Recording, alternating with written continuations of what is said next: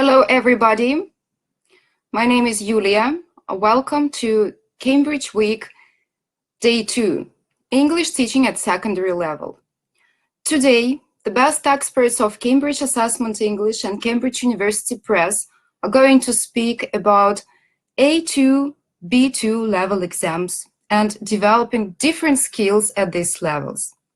If you can hear me well, please put a plus in the chat box.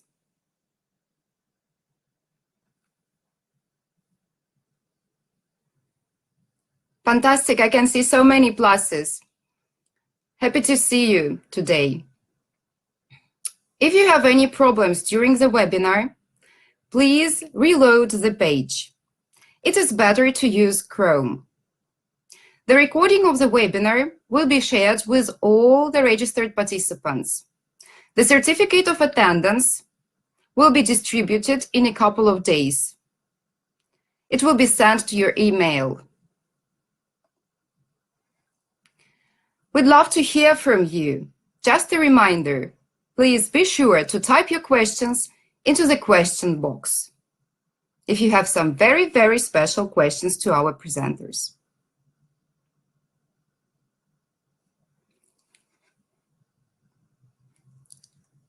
Hello, Russia. Hello, Kazakhstan. Happy to see you all here today. So many participants. Now I'm uploading the first presentation, and I'm happy to introduce the first presenter, Claire Barnes, Cambridge Assessment English presenter and teacher trainer. Claire, please join me.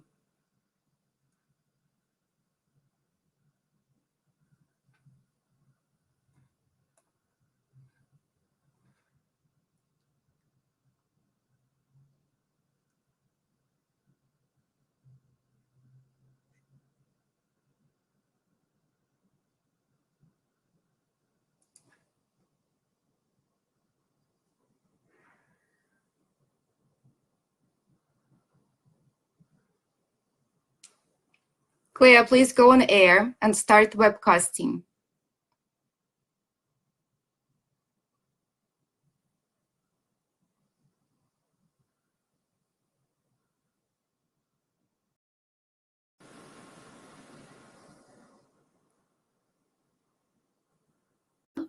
You can't see me for some now reason? I can see you. Hi, how are you? Third, hi there. I'm fine, thank you. Third time lucky. I'm not sure that it keeps telling me the connection is bad.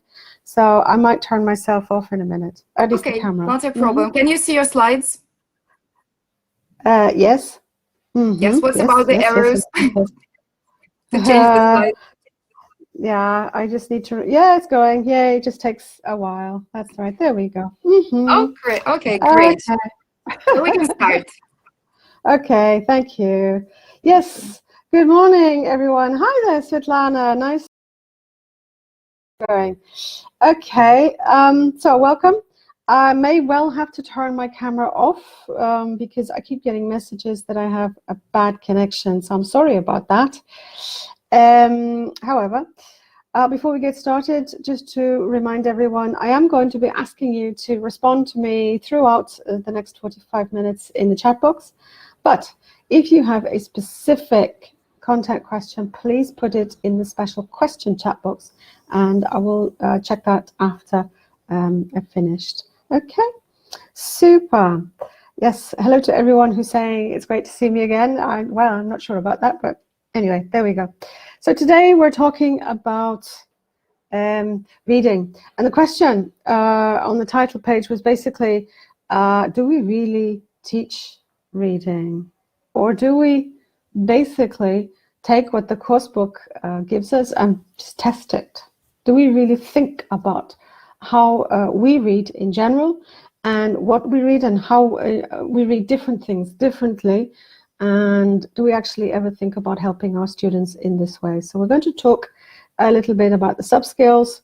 I'm going to try and map one or two of the reading tasks. Obviously, we can't do everything in 45 minutes. Okay. So, and I need to get used to the fact that it takes forever. Hang about. No. It's not even what I wanted to do. I have a question for you, just to get you started. Reading is very difficult to teach, Galina is saying. Let's hope after this session it's going to be a little bit less horrible. So my first question to you in the chat box, do you stage your reading lesson, or do you just say, okay, open the book, page 27, read the text? What do you think? Do you stage your reading lesson? And if so, how do you stage your reading lesson? What do you start with? What do you then continue with? And so on. So people are beginning to tell me that they stage their reading lesson, which is fabulous, obviously. Absolutely wonderful. Okay. Predictions. Yeah, absolutely. Pre-reading task in some cases. Absolutely. Okay. Yeah, we've got all sorts of ideas coming out. Yeah. Okay, good. Wonderful. Right. Let's move on. So you've been talking about different things, obviously, and we're going to look at things like this. I'm not going to go into too much detail about this because we've done this before. It's not new. So yeah, we're looking at basically supporting our learners, and we're looking at the different skills and so on and so forth. Yeah. So we're looking to figure out what the challenges for our learners are. Okay, setting aside the fact that our teenagers basically look at a page and go, "Ah, too many words," which is fair. What do you think are the biggest challenges? The slide tells you that managing ambiguity, but yes, before we even get to ambiguity, yeah, what do you think? What problems do you think our students face? What are the challenges faced by our students?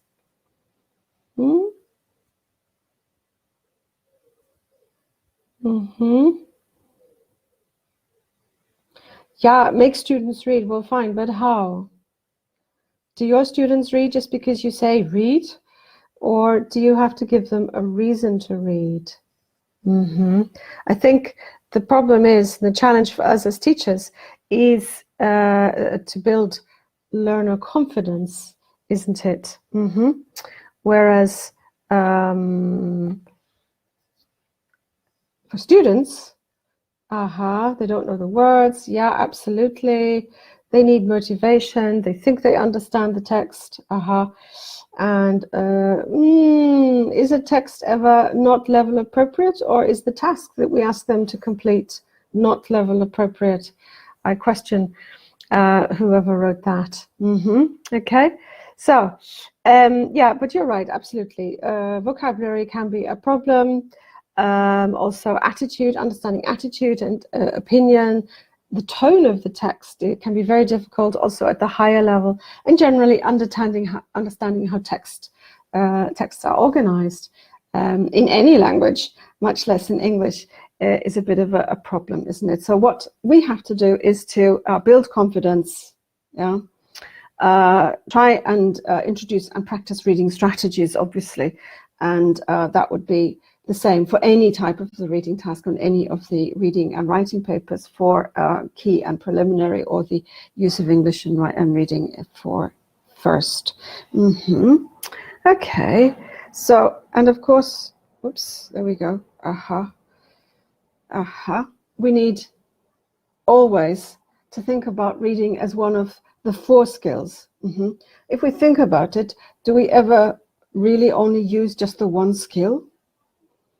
Do we only ever operate as a reader or as a speaker or as a listener, or do we operate by using all of the skills together? And I think we'll agree that it's a question of combining and integrating the skills.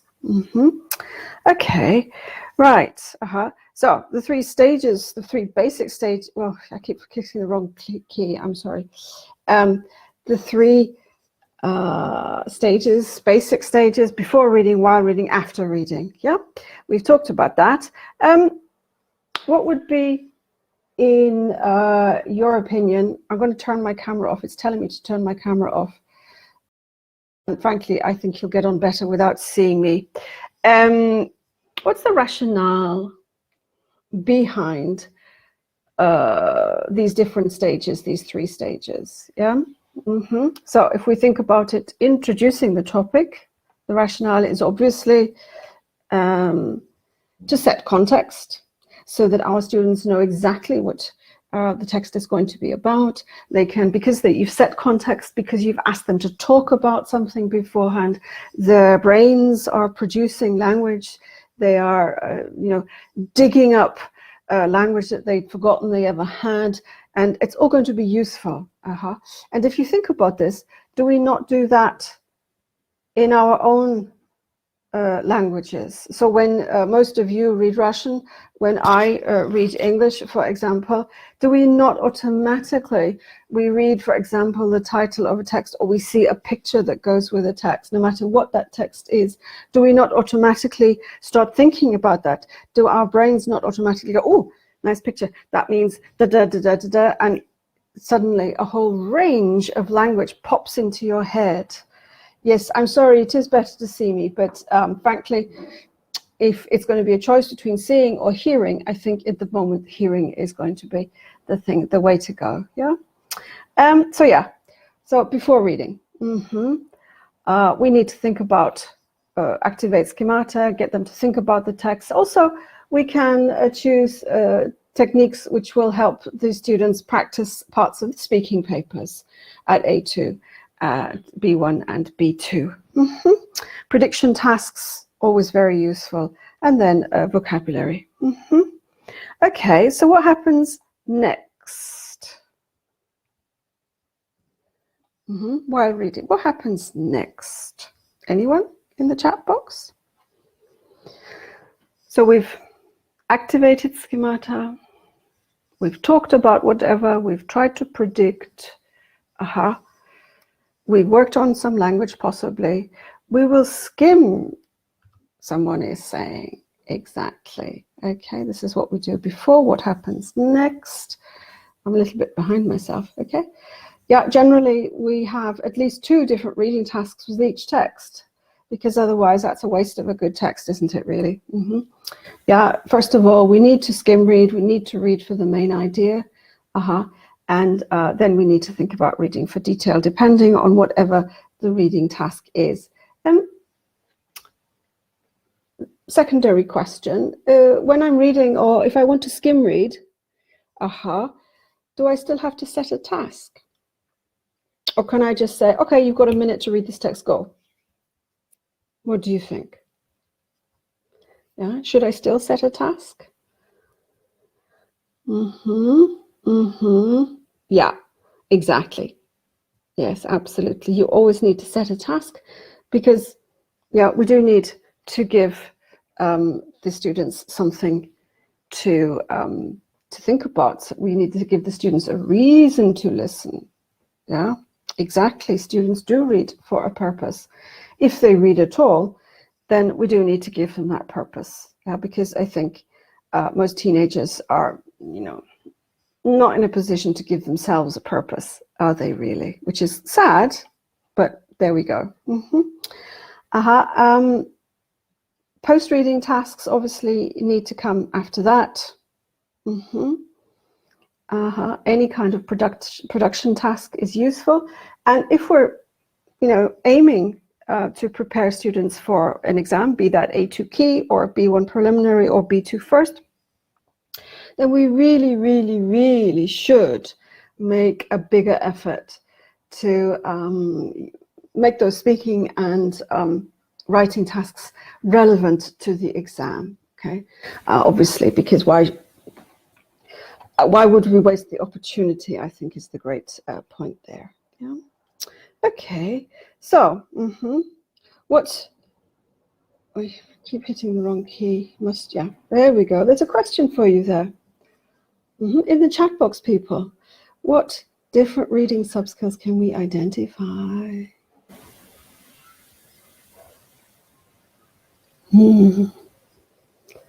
Okay. Yeah, I've just seen somebody's got an excellent suggestion for a post-reading task. Okay, skimming. Vocabulary is not a reading subskill in itself. Depends what you do with the vocabulary. Skimming, scanning. Okay. kind of hope somebody's going to be able to tell me what the difference is. More ideas coming there. Okay. Okay. Okay. So lots of excellent ideas coming up there. Yeah, as you can see on the slide right now, yeah, skimming. People are talking a lot about skimming. We're going to be having a look at what that means in just a second. Okay, but generally, when we skim, we read for gist or an overview. Can anyone think of any real-life tasks where we skim read? When we read, what in real life, when we read, what do we skim read? Any ideas, people? A menu. That's a nice thought. Absolutely. Yeah. A timetable of any description. Well, that's usually more scanning, isn't it? Because we need to find specific information there. News articles we do tend to skim read just to find out if they're actually useful for us or if they're interesting enough for us to read in more detail. Exactly. If we're looking for specific information, I would contest that's not skimming, that's actually scanning, isn't it? Scanning for specific information. Skimming is just basically giving us an overview. It's telling us, do I want to read this in more detail or not, for example. Yeah. Reading for detail in itself, we tend to read quite closely. We read, if not every single word, we try and get more meaning out of the text. Yeah. We can deduce meaning, which is perhaps what some of you are thinking about when you say vocabulary. So if you come up against new words, trying to read around the new words and to deduce meaning. Also from B1 preliminary upwards, we also need to be able to infer attitude or opinion. So to understand what the author is trying to say without him or her specifically having said it.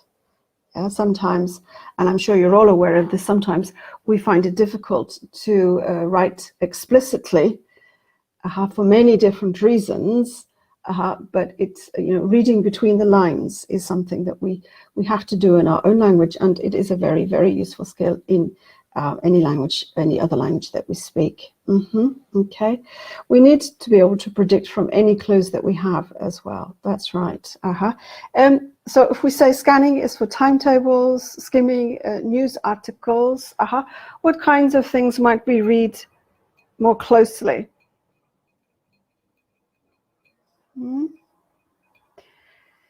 If you think, possibly articles once you've figured out that you need the article, books in general, so novels, for example, poetry, you would generally read quite closely.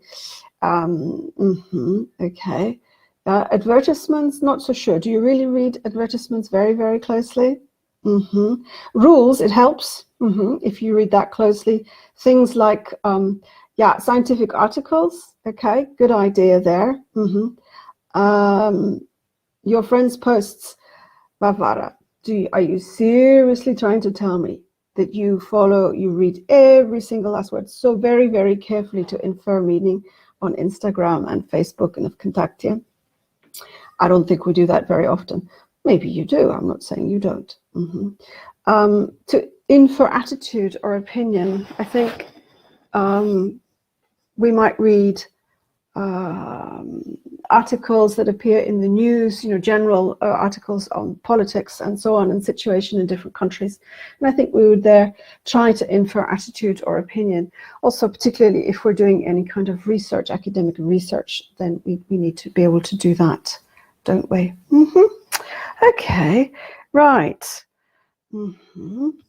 Now, the next question is, of course, can we map these sub-skills that we do know about, and we are doing our very, very best to train our students to do?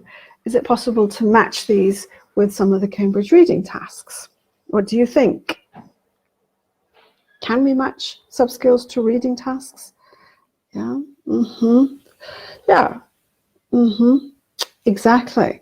It's really not that difficult. We do have to maybe think about it, but also we have the handbooks, and the handbooks that you can download at any time from cambridgeenglish.org are actually very, very useful. Yeah, because they give you all kinds of different information about each and every individual reading task, about what the aim of the reading task is, and exactly what kind of reading it's talking about, what kind of sub-skills you could be doing to, thinking about to practice with your students. So there we go. Of course it's possible. We just need to think about it. If you look at this example from A2 Key, okay, this is obviously part 1. What sub-skill is this?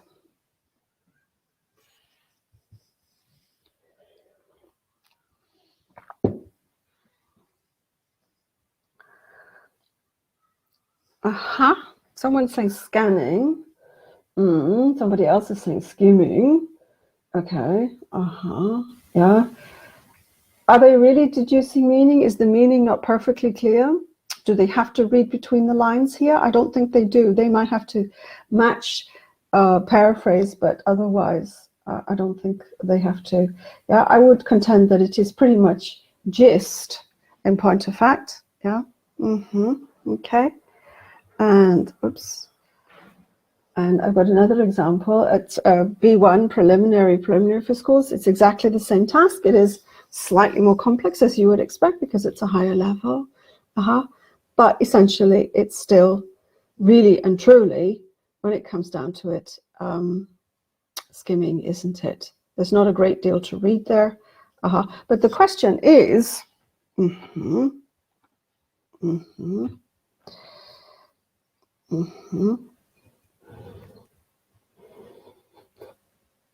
And that's why these tasks are at the beginning of the test, because we need to give the learners a reason to read, because skim reading is held to be less complex, but oh so useful. And the question is, those questions that you can now see on your screen, do we read quickly or slowly? Yeah, and so on and so forth.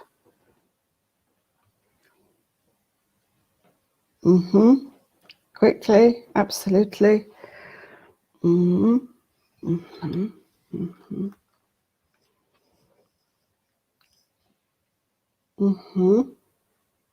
Exactly.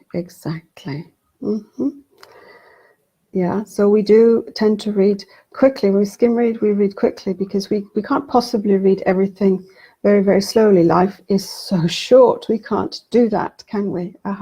We read quickly to decide, basically, if we need to read it in more detail. And we tend to skim read lots of things. We've already mentioned the news reports. We've already mentioned posts on social media. Because basically, if you think about it, you see people sitting next to you on the metro or on the bus, and they're flicking through Instagram or Facebook or Contact or whatever it is that they use, yeah, and they flick. You can see these people flicking through, and then suddenly they'll stop on something, and they'll read that in more detail. They'll maybe make a comment, and then they'll move on, won't they? And that's what we call skim reading. So, and the point is that, yeah, we need to train our students to do this all of the time, and from very, very low levels upwards, because otherwise they're going to lack the confidence in their reading skills, and that is a dreadful situation, isn't it? We don't want that to happen at all. So if we go back to the B1 preliminary for schools, so you get a short text there. You can see something about a biology class on Thursday, and you get 3 options, and the students must choose the correct option. So what, in point of fact, do they have to read first? Should they read the notice first, or should they read the option first? What do you think? Should they read the notice, or should they read the answer? Oh, okay. More of you are choosing option. Absolutely. One person's written options, which brings you back to square one a little bit. But yeah, basically, I would suggest that you train your students just to read one option In fact, I would only ever give them the one option first. Get them to read that. They need to read that quite carefully. They need to understand what it is they're looking for, and then they skim read the notice to check whether it is, in point of fact, the correct option. If they have found that it's not the correct option, fine, give them the second option. Again, get them to do that. Let them talk to each other as well. Look, reading, don't you think reading can be terribly, terribly lonely? And it's very easy for the weaker students to feel quite lost. And, you know, teachers tend to go, okay, right, fair enough, you've had enough time, now what's the answer to this? And the stronger students will shout out or put their hands up or whatever your classroom policy is. And the weaker ones will just, you know, keep their heads down and hope that you're not going to notice them. And that's not helping them, is it, at all? Okay, so have your students talk about it. Have them discuss why they think, for example, A here is correct or not correct. And then when they've come to a decision, okay, ask them what that decision is and let them move on to the next section. Okay. But as we said, your students need a reason to read. And if you don't give them, if you don't make them read the option first, then they don't have that read.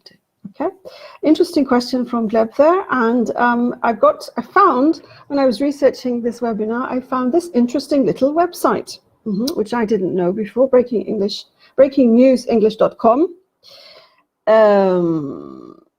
Basically, it's a website that takes news items every week, every day. They choose what they think are interesting news items. I don't know whether any of you saw last week a little item about transparent toilets in Tokyo. I thought that was quite interesting. Apparently, once you enter the toilet and lock it, they become opaque so that obviously no one can see what you're doing in there. But until you go in and do that, then they are transparent so that the good people of Tokyo can see that the toilet is clean enough for them to even think about using. And I thought that was an interesting little article. You can see at the bottom of the slide, you can see it says level 0, level 1, level 2, level 3. And that's where, okay, so you choose your article, you choose your level, you choose a task, and these come with reading tasks and listening tasks as well, which is interesting. And then basically what happens is that the text rolls up. You know, like TV presenters, when they're talking to camera, they have the text rolling up on the auto cue, okay? And this is the same kind of thing. So the text actually rolls up, and it rolls up at whichever speed you set it to roll up. So all you then need to do is to set the task, have them read it. And it works perfectly well on mobile phones as well, which is the great thing. So all you would need to do would be to choose your text, set your task, make sure all of the students have that in front of them, and then set them to read. It's actually quite a useful little website. So you just need to choose the speed reading task. Obviously, before you set the reading task, you would want to activate schemata. You would want to have them talk about it. You know, in this question, okay, it's all about levels of hygiene and cleanliness in public toilets. So it's like, okay, well, what about you in Moscow or in Uzbekistan, Azerbaijan, about whatever it is? You would need to talk a little bit about, do you use public toilets? Yes or no? Why not? And so on and so on and so forth. And then you would set your reading task, and away they go. I thought it was a very useful little website as well. And it's constantly being updated with new text material. And if you go there and have a look at it, as I say, it also has listening tasks. It's not just speed reading, it's different types of reading subskills and also listening subskills. So there you go. The one useful thing of this particular little webinar, if nothing else. Yay. Okay, right. You can also have them do that, use the website and have them do that for homework if you want. And then because they're doing it in their own time, they can also read at their own pace, or they can reread something, because it's all about helping the students gain more confidence. Yeah. Yes, speed reading is good, but they still need the confidence, don't they, really? Okay, moving on.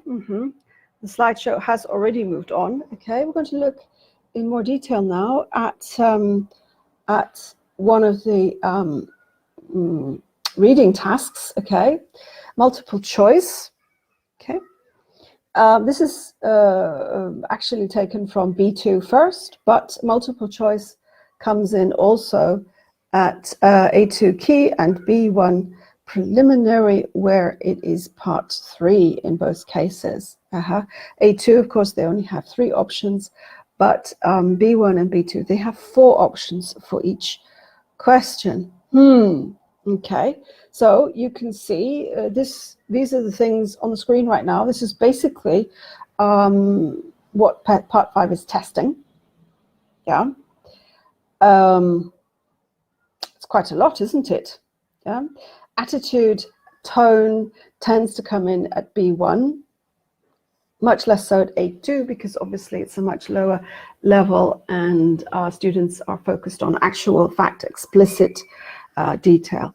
Whereas from B1, they start asking you to think about attitudes, about opinions, and so on and so forth.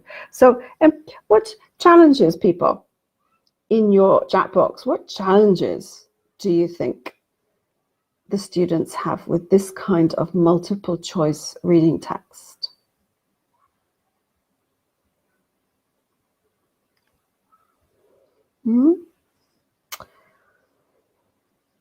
I know the challenges that my teenagers have.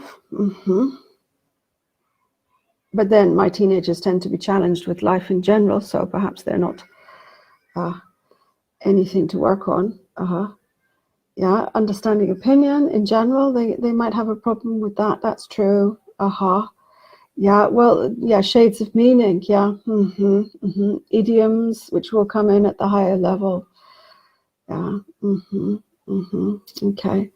Absolutely.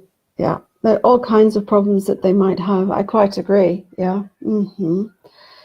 It is very difficult to think about, which is why we do need to help them, don't we?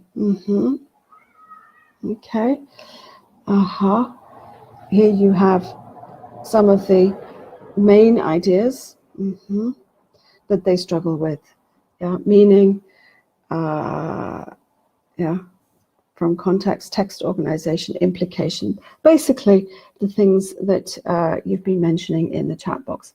I think for the lower levels, for A2 and B1, the sheer volume of text that they're looking at can already be very, very distracting and off-putting. So they're looking at a whole text. They've got 5 or 6 questions, and for each question, they have 3 or 4 options. Now imagine yourselves at the age of 12 or 13 or 14, teenagers have lives, apparently very difficult lives, if you would believe them. And then suddenly you're making them look at a whole page of text and another whole page of question and answers. I would suggest that panic would be a reasonable response. Yeah. Also, that might you might not recognize it as panic. That might just be kind of, oh, I'm bored, I can't do this, or, oh my God, seriously, I am not interested in whatever it happens to be, and so on and so on and so forth. Yeah. Whereas it tends to basically be panic when it comes down to it. I cannot read so many words, this is just dreadful, etc., etc., etc. So we need, exactly, Elena, it is a matter of confidence. Yeah. So we do need to help our learners with that. Yes, practice can certainly improve the reading skills, but we do need to help them along the way, don't we? Otherwise, no amount of practice is really going to help. Okay. Of course, we're going to have to read for gist as well. So that's the first thing that we're going to do with any kind of text of this case. We're going to have to set a skimming task, a gist task, for them, because and this is where I think some of the exam preparation books don't do the job quite as well. Some of them do, A good exam preparation book will present the text, will present the task, but first will set context and will have a gist reading task. And if your course book doesn't do that, then that's one of the things that you're going to have to do yourselves, isn't it? Okay, because we do need to make sure that our students all really read the whole text to get an overview. And it's at the high levels, it's not just the actual reading skills, it's things like some of the use of English that comes in, even at A2, but certainly at B2. Book recommendations, yeah, that's a question. Anything published by CUP is generally fairly happy in that respect. Compact is my personal favorite, although it's not a whole year course book. Okay, so having got through your skimming, you're going to go something with scanning, yeah?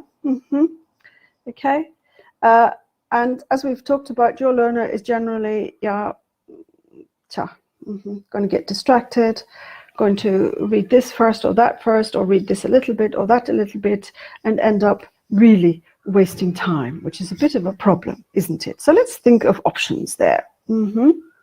Let me just have a quick look at the time. There we go. Okay, so you've got a bit of a text here.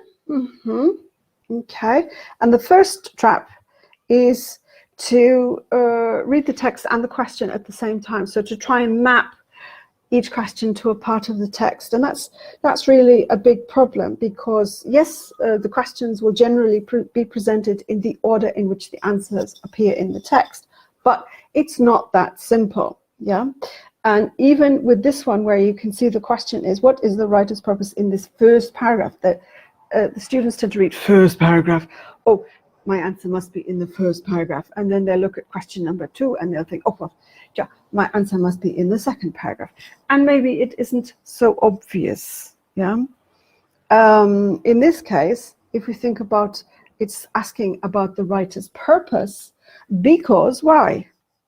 Because, yeah, why is it asking in the first question about the writer's purpose? What do you think might be the problem?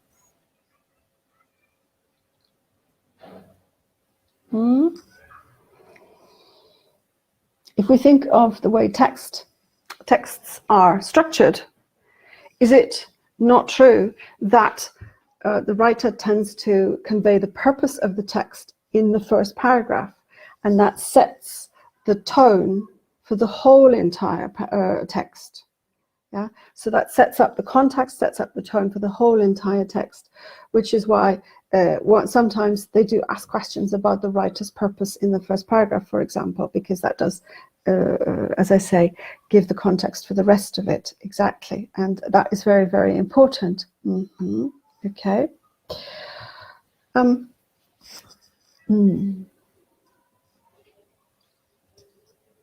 This is a suggestion. What do you think about this? So basically they're saying, read the question, not the options, just the question, and try and find the answer to the question in the text. Do you think this is a good idea? And why might it be a good idea? Yeah.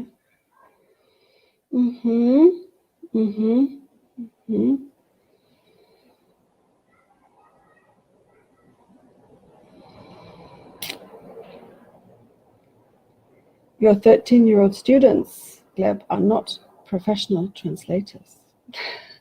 I would make that point. And if we think of reading as only as a form of translation, then I think it's very, very limiting, don't you think? Very, very limiting. In this case, yeah, so exactly. They can, first of all, they've got a question to think about. They can read through the text. They can find information relevant to Sandy's clothes.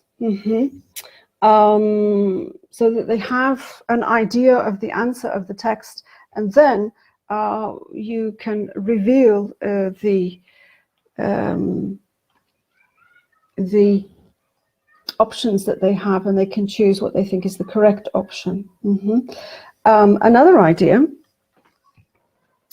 is, for example, that you can make them answer the questions, take away the text, and then give them the options. So they have, I tend to do this with lots and lots of paperwork. So the text would be on, something or other, and the questions would be separate. And I would insist, I do this online as well as face-to-face. Here are your questions. Please write your answers in the questions, get them to talk about their answers and so on and so forth, and then take the text away. Okay. And after they've stopped screaming at me, I will then give them the options. Initially, I probably would only give them one option. Maybe again, I would then increase it to 2, 3, or 4 options. And somewhere later, much later on, I would ask them to go back to the text and to decide whether they were right or wrong. Okay. I think it's important for students to understand that if they read all of the multiple choice options before they read the text, then they've got so many words floating around in their minds that they start word spotting. Yeah, and a lot of us tend to say, oh, but there are, you underline what you think are the important words. Well, yeah, that's fine. But if you've got 4 options, even if they only have 4 keywords, that's still a lot of keywords to be looking for. And if we also then remember that in reading in particular, those keywords are not going to be the words in the text. It's going to be paraphrased. That is very, very limiting to suggest, okay, you need to find this word in the text because it may not be in the text. It may be paraphrased. In fact, it probably will be paraphrased. If it appears in the text, it may appear in a totally different way, in a totally different meaning. Yeah? And that means that your students, because they're so blinkered and so focused on these words, that they will make incorrect choices, okay? That they will not actually check what's going on in the whole text. Okay, so this is one of the things that I prefer to do in that context. Yeah, exactly. We need to involve students a lot more. There are many strategies that you can use for this kind of thing. For example, you could also, for your teenagers, you could use a section. If you're in a classroom, something that I often like to do is to give them the text eventually, but first give them the questions. And the questions are on the walls of the classrooms, at different points on the walls of the classrooms. So they can read the text, then they look at the question and they try and answer that question. And then they go back and they read again and they try and answer it a bit better, and so on and so forth. You can do this with tables as well. Have the students moving around. Have them talk about these things a lot, because students, as we said earlier, it is a very, very lonely thing that they're doing, isn't it? This reading lark. It's so easy just to give up and just to blindly cross whatever. And that's really not helping our learners to improve their reading skills, which is what it's all about. Yes, we want students to do tests and, for example, international exams like Cambridge or IELTS or whatever, but we want them to do well. And the reason that we want them to do these things at all is so that they can see how their reading skills are improving. And if we don't give them that option to see how the reading skills are improving, that's going to be really, really difficult for them. Yeah, it becomes very demotivating. And, there's nothing worse than a demotivated teenager, is there? Well, possibly a demotivated adult. But demotivated teenagers tend to rub off then on the teacher, who then thinks, oh, child, they don't care, why should I care, and so on and so forth. And that's really, really a dangerous road to go down, isn't it? Exactly, Anna says. Exactly. I quite agree. Okay. just having a quick look at the time. I don't think I really want to go any further with this because I will overrun and then Julia will get terribly, terribly cross with me. So I'm not going to do any of this right now. I'm just going to move straight through all of this. No, I'm not even going to do that. Okay, no, that's somebody else's. Let me go back. There we go. Right. And I will say thank you. If you have any specific questions, remember, let's see if I can turn the camera back on. Can I turn the camera back on? Any specific questions, please put them in the question box rather than in the chat box. I'm very happy. I'm going to stay online for a little while and I'll be very happy to answer your questions. Okay. Thank you very much, everybody. Lots of thank yous coming in there. So, Julia, back to you.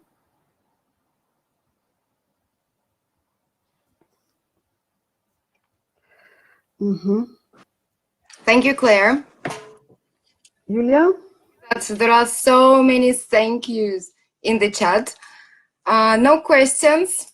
Okay. The presentation was very detailed. So after the webinar, we'll share the materials and the recording. And if there are some questions, we will forward all the questions to you. Thanks. Okay, so now it's time to introduce the next presenter. Jane, please join me. Jane Kisilova. Hi. Can you see me and hear me? Yes, hi, we can see you. Jane is a very experienced English teacher and Cambridge Assessment English presenter. Just in a second, I will upload your slides. Drama activities. Yay. Can you see your presentation? Yeah, that's mine. Great. Okay, great. Fantastic. If you need any help, please let me know. Good luck. Okay. Oh, thank you. I hope I won't need any help here, but you never know what might happen. So, hello, everybody. Very happy to see you here. Welcome on board. So, yeah, hello, everybody. And thank you very much, Claire. It was very helpful presentation. So, and I'm going to continue talking about working with teenagers.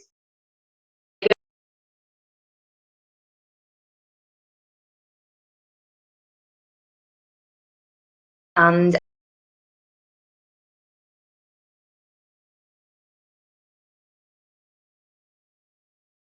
how many of you actually use grammar activity?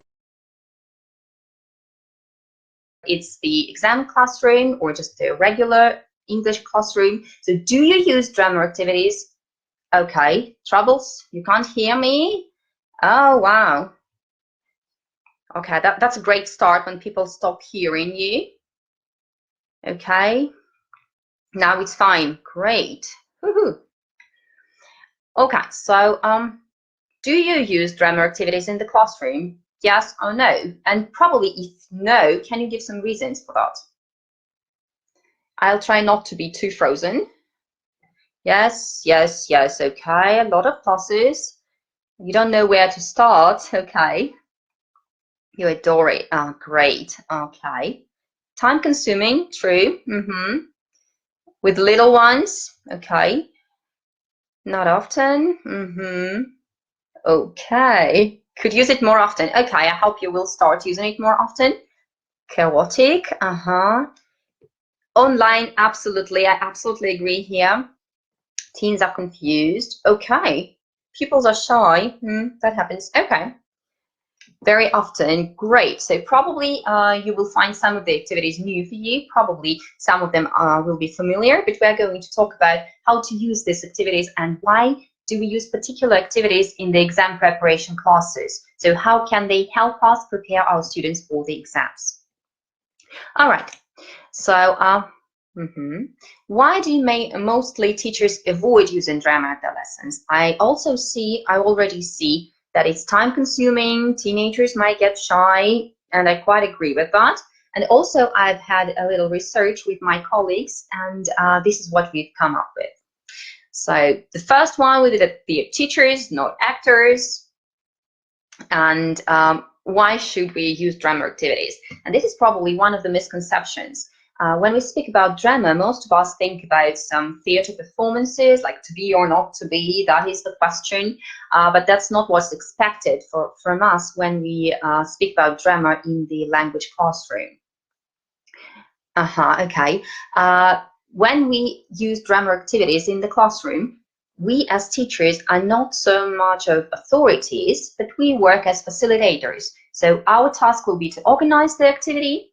We are actors. Yes, most of us are, but some people who don't use drama activities, they say, no, not an actor. Some people, some teachers are also shy. So that's fine. And that's what we have to work with. So we don't need to act a lot. We just need to organize our students, and our students will contribute a lot. So we'll just organize and facilitate the process. So it's too noisy. And I've seen this, so some of you has mentioned that it can be too noisy. Of course, it might be a problem for some state schools, and again, we as facilitators should try to organize it that way, so that our students will express themselves in a quiet way. I know that might be a problem, but some activities can be done quietly, and you don't necessarily have to, you know, sing, run, or do something like that. Noisy but interesting. Yeah, it's extremely motivating if you get your students to do that, if you get them into that. However, I know for teenagers it might be difficult, and yeah, they are not interested in anything at all. So this might be a way of involving them or not. So there are only two options. They either like it or hate it. So hope you have the ones who will like it. Okay, high school students like it? Absolutely. And actually, a lot of adults like it too. So it's not only for young learners. You try to concentrate on exam preparation. Absolutely. So that's my third reason. Focusing on the language is more important than at the exam classes. And there's no time for fun, no time for drama, no time for activities like that. Now, I completely disagree with that, because what is an exam if not a performance? And during the exam, what you have to do is to improvise. You have to remember the lines, and if you don't remember them, then you have to think on your feet. And that's exactly what drama activities prepare the students for. So time for drama, classes are extra for money. Yeah, but again, when we speak about drama in the classroom, we don't mean acting out some plays, but we mean using drama techniques, and I'm going to show you which exactly techniques we are going to do.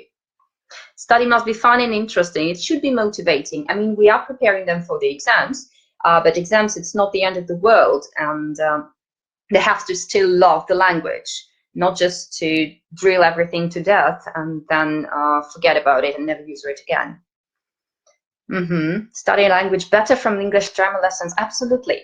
So, and before I move to that, so students will find it inappropriate, and not only students, but parents might find it inappropriate. And this is when we have to be very specific and very clear about why we are doing something. So we have to be clear with our aims. We have to be clear with the tools that we use to get there. And in this case, we'll be able to explain why, to explain the outcomes, and to see that they really benefit from that.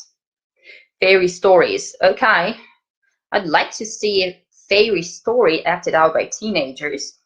Well, could be nice. Okay, brilliant. All right. So why should we use drama? What kind of problems can drama activities help us with? And what kind of problems do our students have while they're taking their exams? So our students sometimes come from the exam and they say, oh, I was too nervous, couldn't put myself together, show my best. I started panicking. And that's exactly what we should try to avoid. That's exactly what we should try to prepare our students for. They should be able to think on their feet. They should be able to concentrate when they are supposed to do that. They say they've forgotten all the English words. They say that their partners just steal their words and they don't know what else to say, because sometimes you might have similar questions and your partner can ask this question and give absolutely the same information as you would like to say, and then you get lost because you can't really repeat what's been said. You wouldn't feel comfortable with that probably. So that's the moment when they have to be able to, let's call it improvise, but basically to lie. And that's what we should teach them to do also. I was afraid to make a mistake. And that is something that is like rooted in our mentality, because a lot of us are punished for making mistakes. And this is what we count, and this is what we rely on, and this is how we assess ourselves. So drama activities will help our students not to focus on their mistakes, but to focus on the process, focus on the skills, probably on the language, on the real life communication. And this is how they will probably, hopefully, not underperform during the exam. Yeah, being confident, absolutely. So why should we use drama? There's a number of reasons for that, and we're going through them. And I already have some in the chat. Yeah, it builds confidence, absolutely. Panic, what? Panic, yeah. Exam and panic, these are like two twins. They always go together, and no matter how hard you work, you will panic anyway. Socialization, yes. Context, real life, absolutely. Okay, different roles, language barrier, cope with fear. Sorry, I read it like cope with tears. I guess both works here. Yeah, absolutely, makes them more confident. It's their character who makes mistakes. So it's not me. I'm absolutely fine. I don't make mistakes. It's him. It's my character. Yay. Body. Okay, great. So this is my list of reasons. Confidence, absolutely. It lowers the affective filter. As a result, the educational process is more effective. They learn to think on their feet, they improvise a lot, they work within the context, within the given circumstances, and they get used to that. They get used to react immediately and to feel comfortable in any situation given. So creativity, you develop that, you develop critical thinking, they learn to analyze the context and play according to that. Funny interaction, yeah, well, fun. That's my last one, but not least. And that I just put it like on the last place because, you know, sometimes they say like, okay, exam classes shouldn't be fun. But I think it's one of the most important criteria, to be honest, for any lesson, especially with teenagers. The next would be shifts the focus from the students to the students. So it's not so much teacher-centered anymore, because yeah, fun is the first, absolutely. So it's your lesson is not so much teacher-centered, it becomes more student-centered, because your students are the ones who create the lesson, who create the activities, they create the context, the situation, and as a result, they're more involved in it. So it's more engaging, especially for teenagers who don't really want to do anything, and they are not interested in anything. So the acquisition and the interaction is more meaningful because, again, they are inside a real life situation. Of course, it's quite difficult for us to use like task-based learning when they have to, go to the train station and buy tickets. Yeah, like the classic example. However, you put them into this meaningful context and they need to act according to it. Then you will have a lot of emergent language that is important for you as a teacher, because sometimes they come up with phrases that you haven't even thought of. But these phrases come from their real life, from the situations where they've been like going shopping, for example, and they can think of some collocations, some chunks that would be appropriate for the situation, and that they will contribute a lot to the lesson. And then, yeah, fun. We can't get rid of fun. Not the main. Yes, it's probably, yeah, it's not your purpose to entertain them, and it's not your responsibility, not your duty, but this is something that makes them want to come to the lesson again. And this is something that motivates them, because, well, fun is like a whole big story, which we're not talking about today, but fun is compulsory. I would say it's crucial for the lesson. Okay. So again, what drama techniques are we going to use, are we going to talk about today, and what we can use during the lessons? So games, different types of games. I think I don't need to comment on that really. Miming, we all know, like playing crocodile, as we call it. Okay, role playing. This is a technique that we use a lot, I think, and I'm pretty sure you can give me some examples of role playing. So, like, I could think of interviews. If my students have no fun, I have no student. Absolutely. Yeah, because what you really want to do is to make them come back. And when they see that they can perform in English, they can do something in English, they can communicate within the situation given, so it motivates them. Absolutely. So singing can be noisy. Yeah, you might try, why not? So role playing, what else can you give me but for an interview? Can you think of any role plays that you've had recently?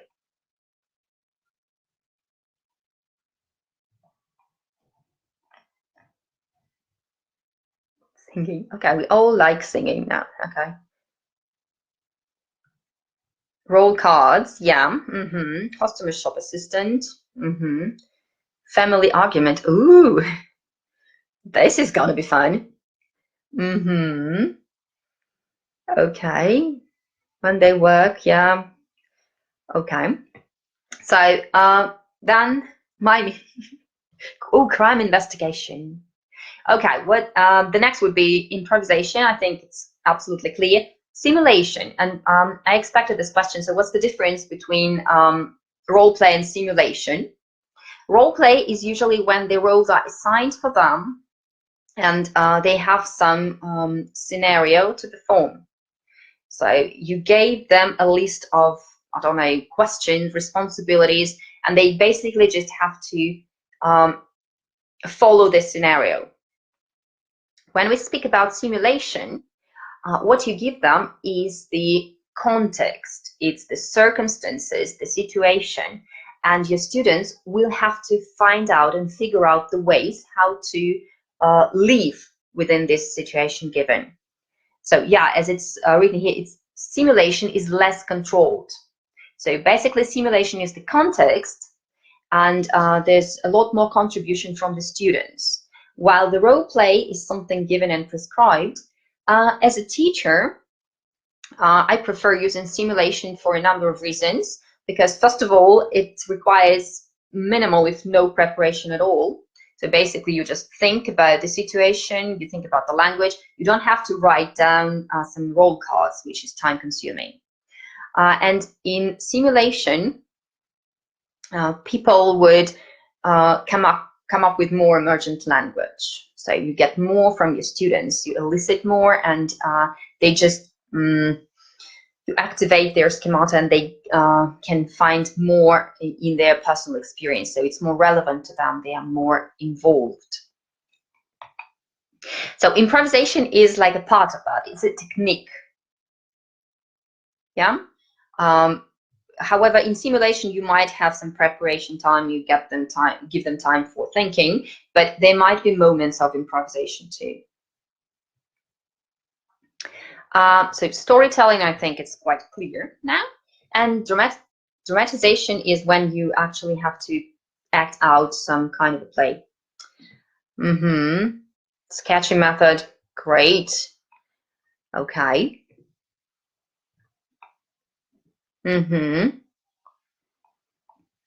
Okay. Simulation needs more prepared students. Well, yeah, that's absolutely true. But this is, again, something I would probably use with higher levels like B2 or above, because they will need to have better background, language backgrounds and linguistic competence here. Yeah. Storytelling, oh, it can be different techniques. It can be storytelling in a chain. It can be storytelling, just creating a story and acting it out. It can be some process drama when they create a story and when they have to act it. So there are different techniques. Example of simulation. I'm gonna show you an example just a little bit later. I'm gonna talk about an activity which will be a simulation. Good rapport, yeah, absolutely. But with teenagers, again, I have to repeat it. They either love it or hate it. So it probably might help you build a better rapport with them, or it might not. So you need to know your students and you need to use the techniques that you are sure will work with them. All right. So we're speaking here about exams, about Cambridge qualifications, and what specific skills do we need to practice for the exams, and how can drama activities help us? So first of all, in the speaking task, we will have 3 different types. So there will be an interview, the initial stage. There would be the learn turn when they have to describe pictures, speculate depending on the level, and there would be a discussion, so where they have to express personal preferences, solve some problems, make decisions, negotiate, and so on. It all depends on the level of the exam, and I'm not going to talk about particular tasks. I'm going to generalize it a bit. So if we speak about interview and personal questions, it tests their ability to answer questions about their personal preferences. Yeah, again, and as I've already mentioned, sometimes they get absolutely stuck when they're asked even a very basic question and they don't know how to express the idea. Okay, they don't know how to express the idea, or sometimes they just don't have ideas. They get lost and just they have vacuum in their heads. Because, for example, you might ask like teenager, you can ask them a question like, have you got any hobbies, or what's your favorite hobby? And sometimes teenagers just don't have hobbies. They don't know how to answer this question, and answer no is not appropriate for an exam, right? So let's think about how we can improve this part. Okay, yeah, just I'm going to look at the chat. Efficient to use at one-to-one. The next activity is efficient for using at one-to-one lessons and even online lessons. Learning English is a hobby. Well, yeah, for us as teachers probably. So one-to-one, some of them can be used for one-to-one lessons. I'm going to talk about activities that are mostly for groups. But I'm going to recommend some books and some websites where you can find a lot of other activities which might be appropriate for one-to-one too. Okay, ask questions do not demand yes or no answers. Of course, you can do that. What's your favorite hobby? It doesn't demand a yes or no answer. But sometimes from the teenagers, what you get is like, I don't have a hobby, or I don't know, or don't have favorite hobbies. Hobbies are for losers, or something like that. So, okay. So this is a drama activity where you have to pretend that you are somebody else. It's probably similar to what Evgenia suggests, give some roles, yeah. But in this activity, our students are the ones who choose their roles. And what they have to do is to be someone else. They can choose any celebrity, any character from a book, a film, a cartoon. They can be a sportsman, anyone, absolutely. It's highly advised, it's highly recommended that they use somebody who's alive, I mean a person, but But can be basically anything or anyone. So they have to think about a list of questions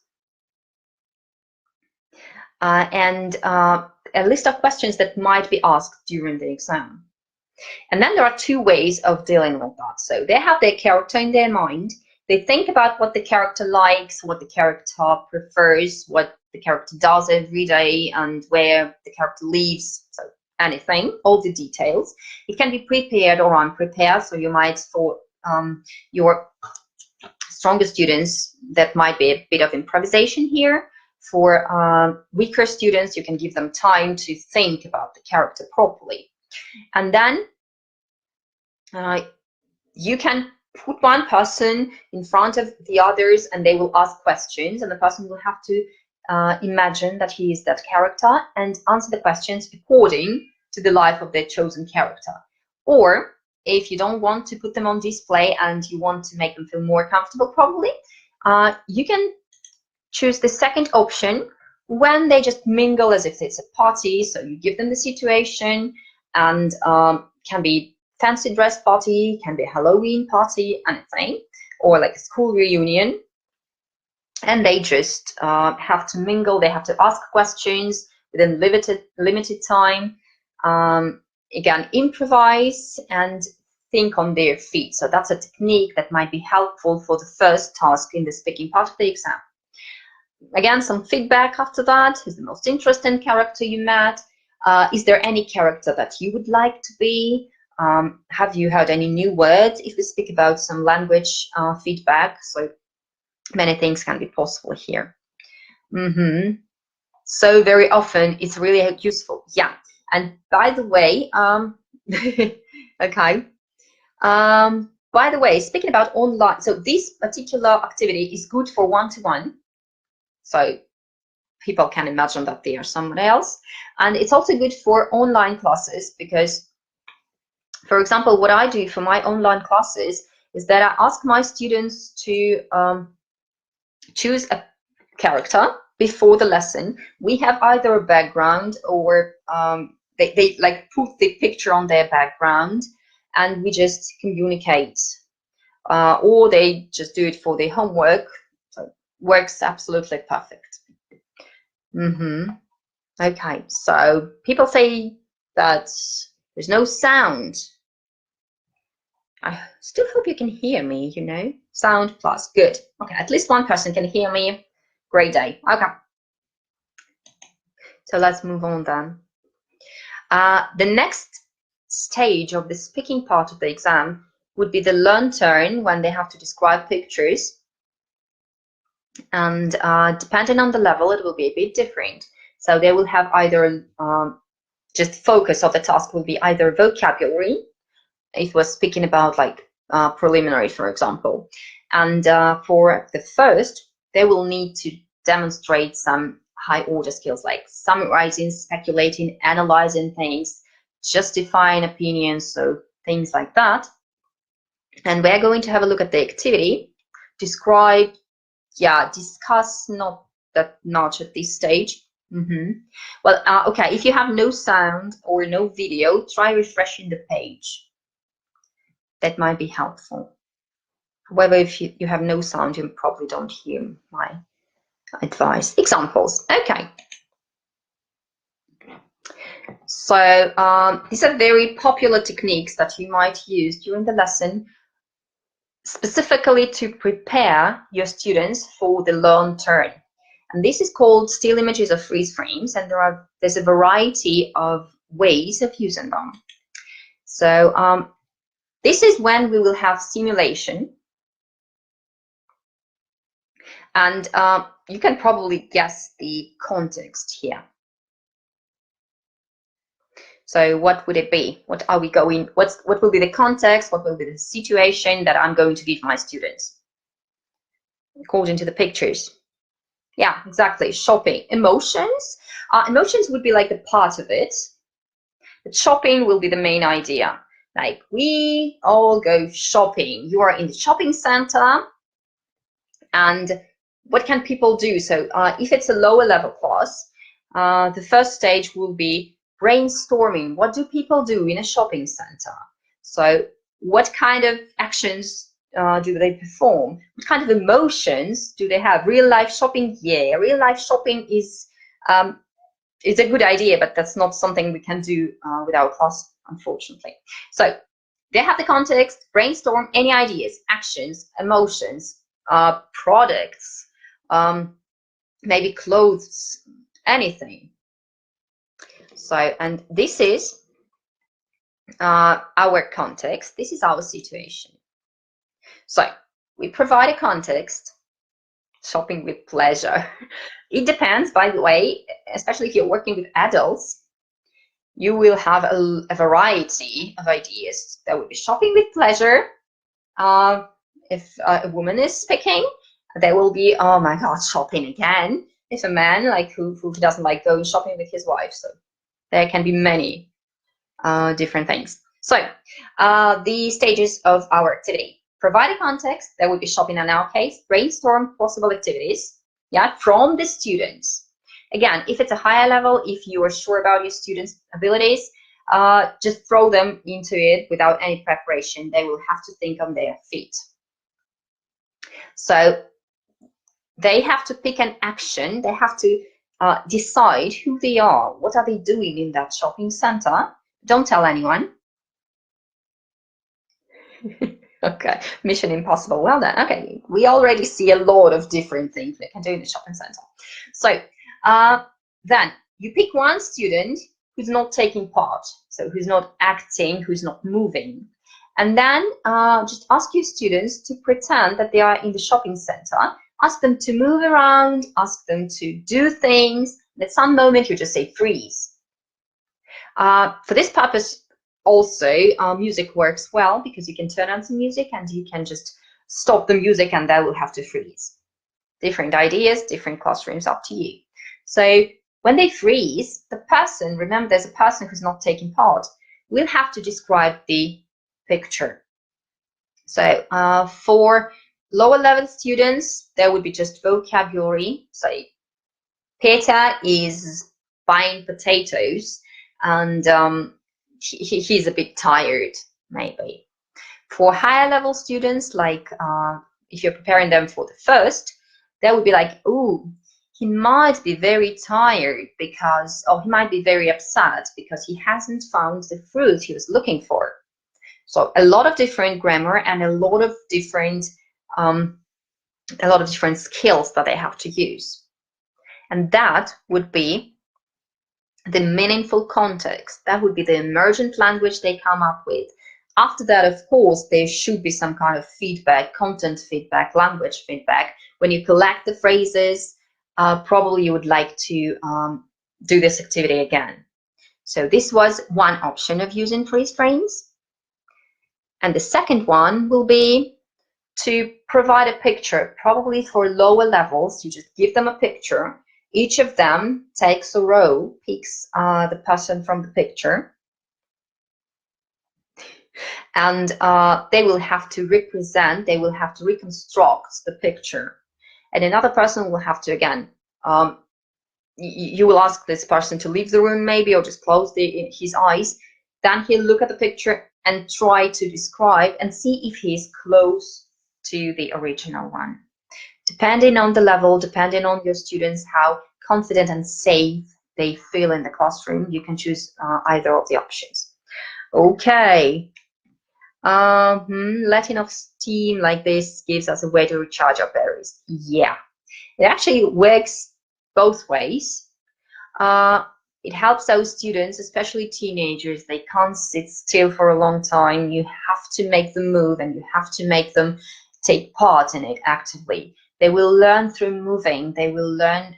This is very kinesthetic, yeah? So what you are doing, you will learn the language also. So the outcomes would be quite great. And for us as teachers, we're basically just enjoying it. We're organizing it a bit, but everything is done by our students. So just why not? And what I like about it, again, so minimal preparation, especially for the first option. So that would be like a bit of dogme also. Okay. So the next thing we're going to have at the exam would be discussion, and depending on the level, there would be discussion based on visual stimuli or discussion based on written stimuli, and the focus will be a bit different. Yeah, so it would be either comparing, describing, or more about like speaking about their preferences, their personal preferences, likes and dislikes, or there would be speculating, justifying opinions, suggesting something, negotiating some ideas. So again, depending on the level, you will have different skills to practice. However, what we have here in the discussion part, what would be the general idea, the common thing they all have, would be functional language. And a lot of students fail to use functional language because we are trying to be very straightforward, just throwing our ideas without even listening to each other, without like hedging or back channeling or such soft skills. And sometimes they don't create a real life interaction, an interaction that is at least polite. And this is when functional language comes into play. And that's an activity which I would suggest for practicing, kind of preparation to national exams. Well, if we speak about picture description, as far as I know, I'm not really an expert, so picture description might be helpful here. Yeah, as far as I know, they don't have any, so you don't talk to real people, so you don't have any discussions. That's why it's really difficult for me to comment on that. Two-way conversation, this is when they talk to each other. There can be a three-way conversation when like the examiner joins you, but two-way is candidate to candidate conversation. That would be it. Okay, so discussion using functional language. There's an activity called Angels and Devils, and what you basically have to do is to give them a question for discussion. That might be a problem-solving question, or that might be a discussion question which goes after the problem-solving, like the follow-up. So you will ask them to, you should choose one person who is probably the most confident for the beginning, and make two lines of people. So one part of the class will be angels, the other will be devils, and they will have to communicate, and they will have to, try to give you either negative, so either disagree all the time or agree all the time. You remember in many films we have like an angel and a devil sitting behind our shoulders, whispering something in our ears. So that's exactly what's going to happen.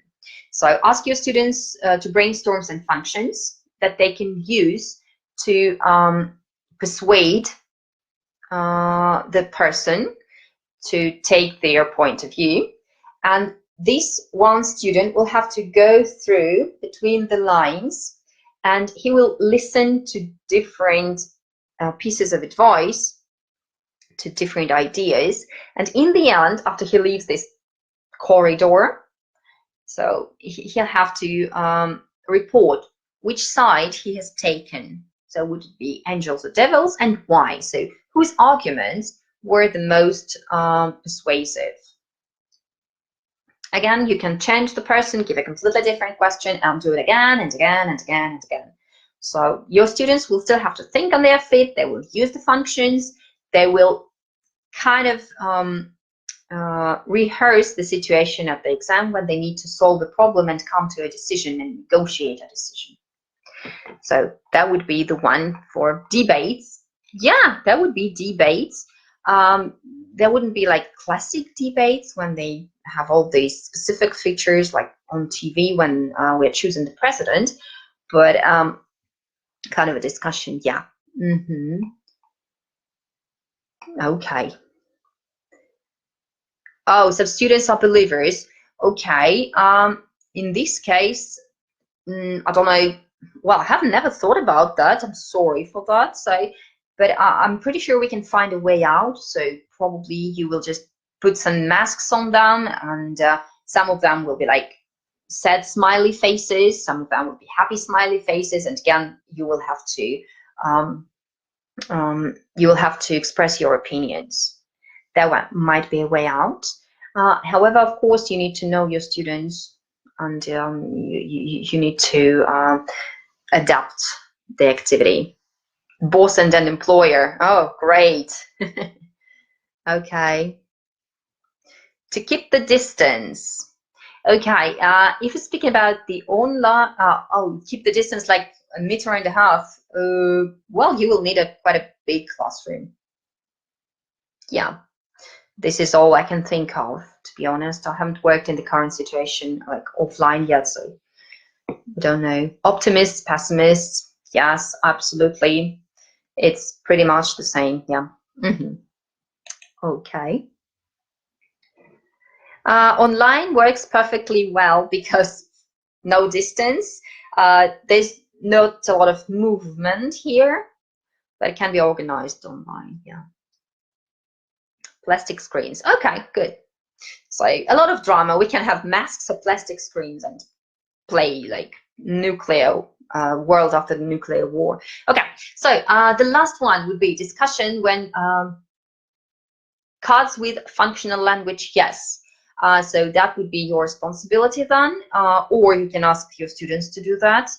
I would suggest using it like at the initial stages when you just start doing the activity and you just start preparing them, and then brainstorm it and elicit it from the students, of course. So don't expect them to know and to use a lot of functional language at the very beginning of the course. So that might be a problem. Okay, so speaking about discussion, when they have to express their opinions, it's the follow-up discussion. There's another activity which is helpful for that. So there are many names for that. I just call it a buzz activity. Probably it has a better name, I just don't know it. So again, you elicit, you brainstorm some ideas for discussion, some ideas that might appear at the exam, and you write them on separate slips of paper. Again, you can do it in groups, or you can ask 2 students to come in front of the classroom, in front of the class, and you just like, not everybody likes to be in the spotlight. So again, think about your students. So ideas for discussion. Slips of paper, 1 topic per paper. Divide them into groups. So each group gets a set of topics. 1 student is the speaker. Other students will have to ask questions, questions within the given context. Yeah, and the questions should be, of course, not yes/no questions, but they should be something more, something that would provide discussion or some debate. And then they ask a question to the speaker. The speaker will have to express their opinion, and when they make a sound, it can be just a buzz, or what I prefer doing, so on their telephones, there are a lot of applications and there are a lot of sounds they can download. So we always use the cow or the sheep. So when they make this moo sound, the speaker will have to change his opinion completely and give reasons and arguments to support his idea. So, and you can do it like 2-3 times during the speaking. So he will have to like change his mind from one extreme to the other, and every time he has to give some arguments for that. So this particular activity works well with the preparation for discussion, because this is when they have to give reasons, when they have to support the idea, and they have to be more or less coherent and cohesive, because not only you have to change your opinion, but you will also have to do it as smoothly as possible. So they will be forced to use things like however, but, even though, so a lot of linkers that we expect from them during the discussion stage. And again, yeah, swap the roles, repeat the procedure as many times as you like, get the feedback. Suitable for B2, yeah, it's mostly suitable for B2 level students, absolutely. However, it can be also suitable for preliminary, because just simpler questions, and they will still have it. Okay, do you like going to restaurants? Yeah, I love going to restaurants because my mom doesn't cook very well. And then you hear the buzz sound and you have to change it. Like, but my father cooks well, so probably restaurant is not a good idea. You hear the sound and then you need to change the opinion again. So it could be also useful for B1. Okay. Okay.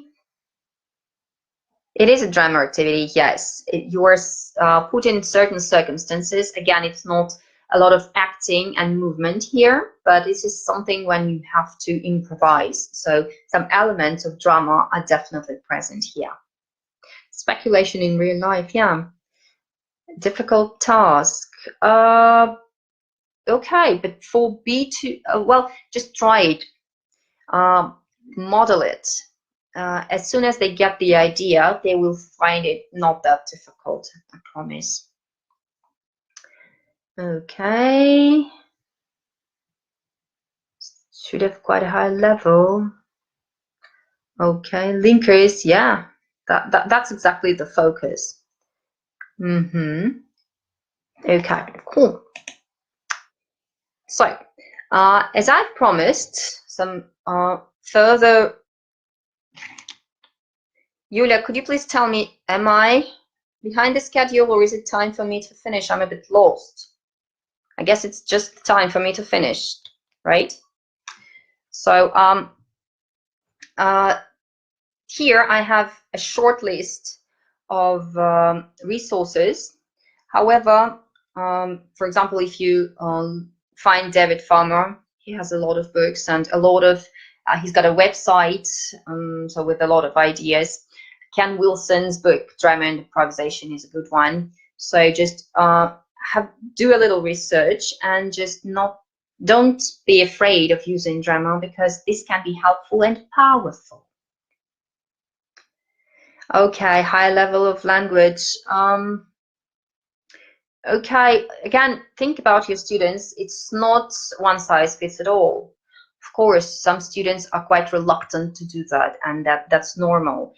But start with something more basic, something simpler, just some elements of that. And as soon as they feel more comfortable, they will be ready to perform in some other circumstances. Okay, so enjoy it, have fun with it, and good luck with your preparation. Thank you very much for your ideas, your amazing audience. So that was me. If you have any questions, try to find me on Facebook and just ask them. Jane, thank you very much. Interesting ideas about using drama activities for developing different skills, like speaking. It helps students become more creative. Wonderful. Thank you very much. Thank you. So the next presenter is John Johnson. John is a senior for Language Link, Moscow, one of our exam centers and exam preparation centers. John, I'm uploading your slides. Please join me here. Click on Go on Air and start.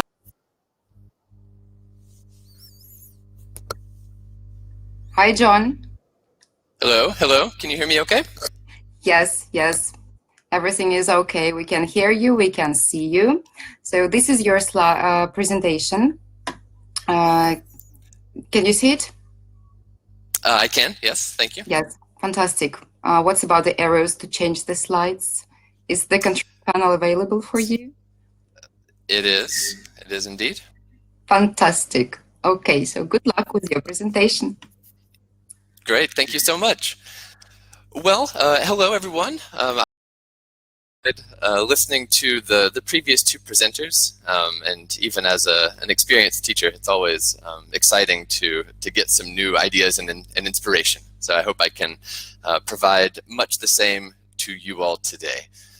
So as Yulia mentioned, I'm the Senior Director of Studies at Language Link Russia, and I spend a lot of time with Cambridge and Cambridge exams. I do a lot of preparation, a lot of work with advanced students, but I also have my teenage students, and that will be my focus today. I'm going to talk about the A2 key, B1 preliminary, and B2 first exams. I'm going to focus on what kind of tasks are involved with writing, and some things we need to think about in terms of assessment, where we need to focus our attention on when we're evaluating our students' writing. I'm going to give you some ideas that you can use with your teenage students that will help them to become better writers. And finally, we're going to think about how we can encourage our students to become more reflective writers, so that they can think about their own writing and become more independent writers. So let's start by looking at the A2 key tasks here. As we know, Cambridge recently remodeled the A2 key and B1 preliminary writing tasks, and for my money, the improvements were quite welcome. So now the two writing tasks at the A2 level are a short email of notes of 25 words or more, and then the second writing task is a picture story.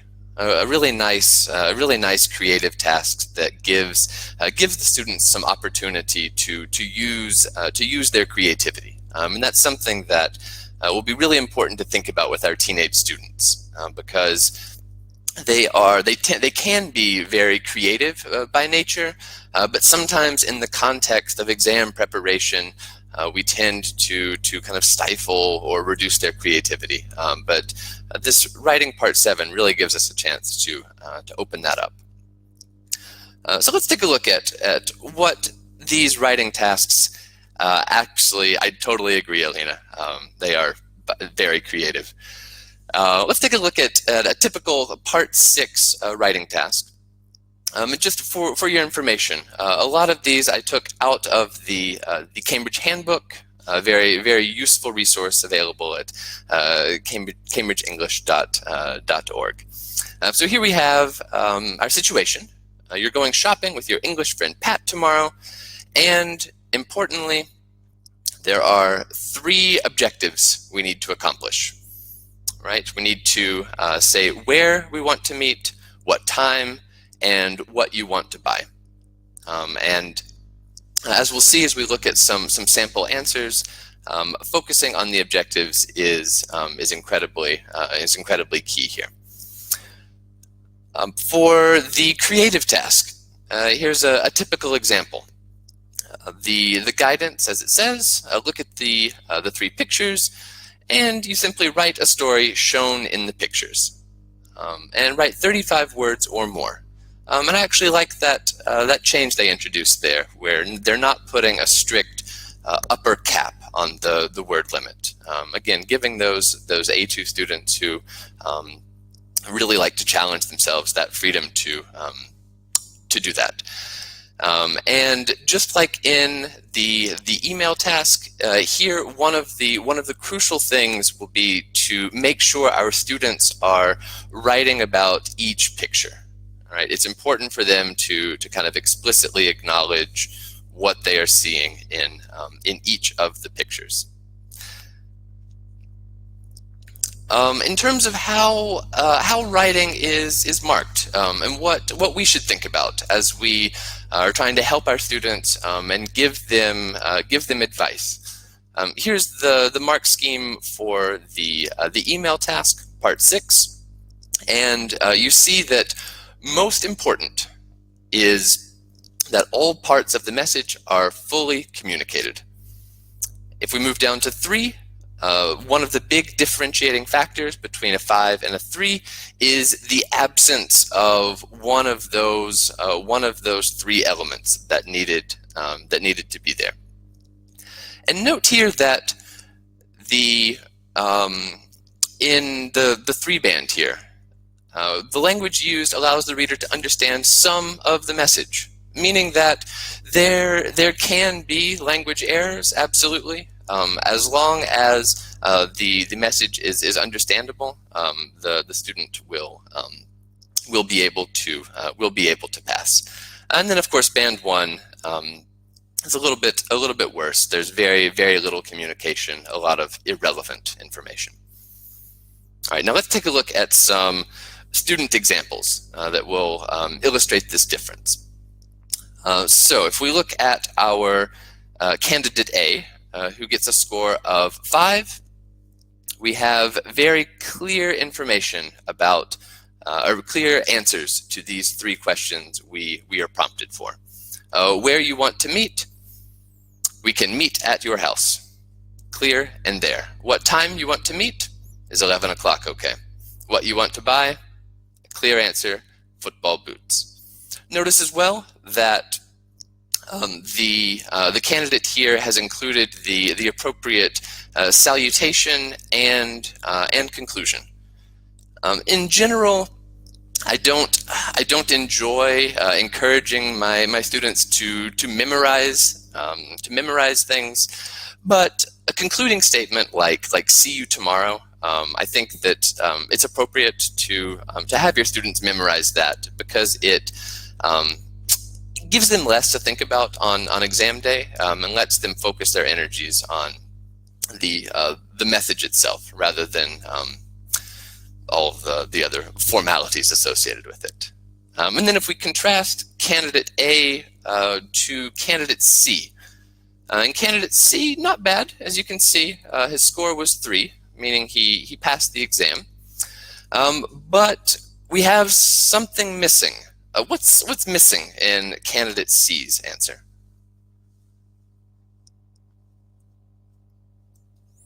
The time, exactly.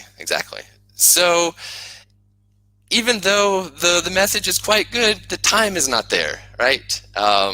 So frustratingly, candidate C, he has the language ability to earn a 5, but he just didn't say what time.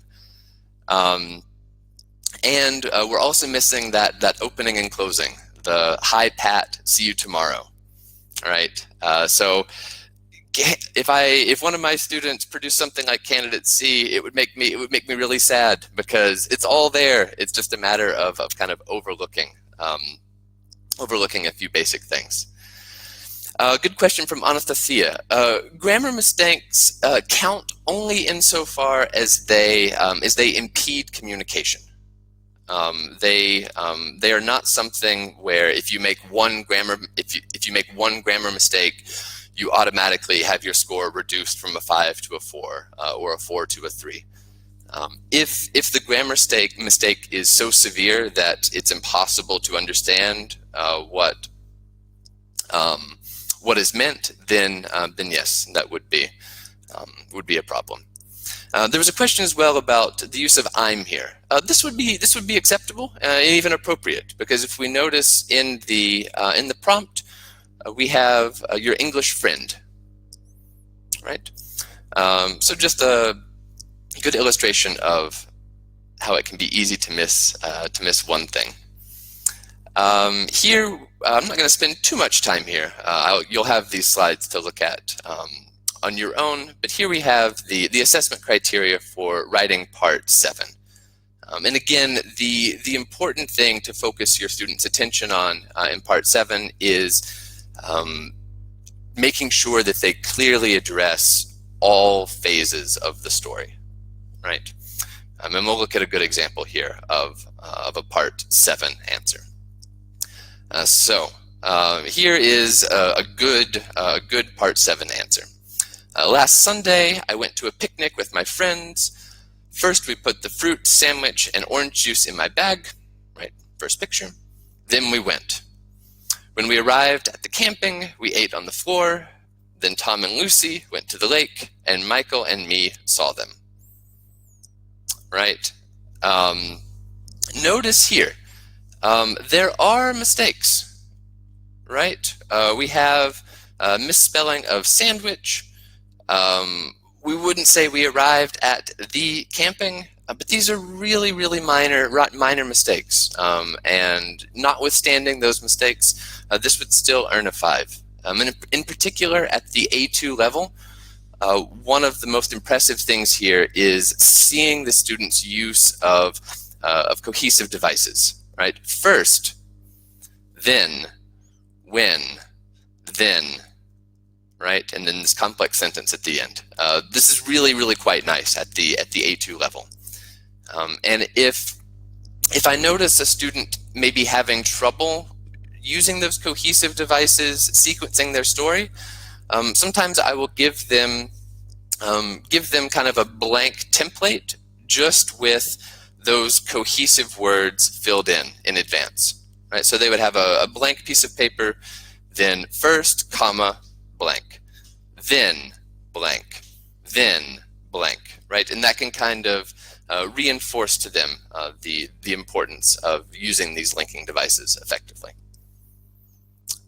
I'm seeing some comments that the slides are not visible. Is that true for everyone? Or can you see the slides? No slides? Visible, okay. For those who can't see it, maybe perhaps reloading the webinar could help, or maybe Julia can give some advice there. And by way of contrast, now let's look at a slightly worse part 7 answer. Here, 4 people went to a picnic. They sit by a lake. They ate food and drank drinks. 2 people are kids going to swim. Parents was sawing their kids. They went to home. Right. The biggest problem here is the fact that the student really ignored this first picture. And additionally, there are no linking devices like we saw in the model answer, right? There's no use of then, no really appropriate linking there. But still, a satisfactory answer. I mean, it would pass, just not with top marks. In terms of classroom activities we can use to help A2 students build the skills that they need to become successful writers. One is using basic questions that they might have to answer in an email in a variety of ways. Right? So you can prepare a document like this on Word with just some basic style questions, and we can use them in a number of ways. One option is to have the students complete answers on their own. Right? So they write out the answers on their own, then they shuffle these answers, hand them to another group, and then that group assembles the answer in an appropriate place. Another option would be having answers to these questions placed on the wall around a classroom. And so the students have these questions on the left for the prompt, and then they race to find the correct answer to those questions on the wall around them. And my favorite variation of this kind of basic idea is a race, where I cut the questions into small slips, and I give each group a slip of paper. Then I stand at the other edge of the room. They write the answer to the question, they run it to me, and I check their answer. If it's acceptable, I give them their second slip of paper. They write the answer, they run to me, if it's right, and so on. And so if you have an appropriate number of students where you can frame it in that kind of competitive way, it can be a really useful way to almost trick students into doing a very repetitive and otherwise rather boring activity, but in the context of a competitive race. You can also work backwards.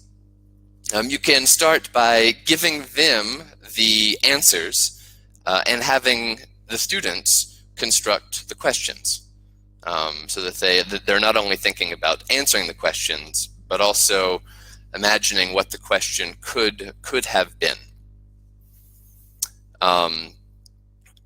Another interesting thing that I've done before, and I'll admit it has Yes, Elena, they would in that case write the answers and give it back to me. Another alternative I have tried before, and I'll admit that it was at times more successful than others, is I would give them an example of a good email answer.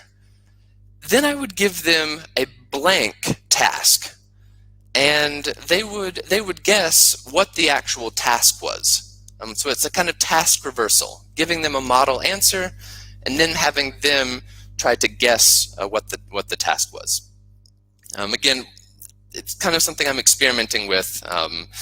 Sometimes it was rather successful. Others wasn't as good as I had imagined. In terms of helping students become better creative writers, better storytellers, the best way, in my opinion, is using cartoons, giving them fun, interesting, stimulating visual prompts, and having them construct the story. This is just an example of the famous American comic Garfield. But there is a website here that I'll type in the chat, gocomics.com, where they have literally hundreds, if not thousands, of different comics, and you can take any of those that interest you, create a kind of blank text box in Microsoft Word to take out the written text. And you have basically an infinite source of stimulating visual material. This is not the only option, of course. Cartoons. You can have students bring in their own pictures. You can have them show pictures on their phone from their last holiday. You can give them pictures of you on your holiday if you're comfortable with that. It can build rapport with the students. You can also start by having students draw a story, and then they give their drawings to another group and have them write the story that they drew. You can work it the other way around. You can have them write a story first, then have the other groups try to draw the story that they are reading. And as you can tell here, the key is not that there's one perfect activity. The key is giving them something a little bit different, a twist on approaching this task that keeps it interesting, stimulating, and avoids kind of repeating the same thing over and over. Like I said at the outset, I'm really happy that Cambridge has kind of given us this space for a little bit more creativity that I found that my students have really enjoyed it, and they quite like doing this task. The final thing I'll mention relevant to A2 Key is these incredibly useful word lists. I've got the link here in the slide. You can look at it on your own. This is about a 30-page document, in fact. And for my money, the most useful part of this comes at the end, where there are vocabulary organized according to topics. And these are just a couple of examples, but there are at least a dozen, if not more, topics. So you have a set of weather vocabulary, appliance vocabulary, technology, shopping, sports, etc.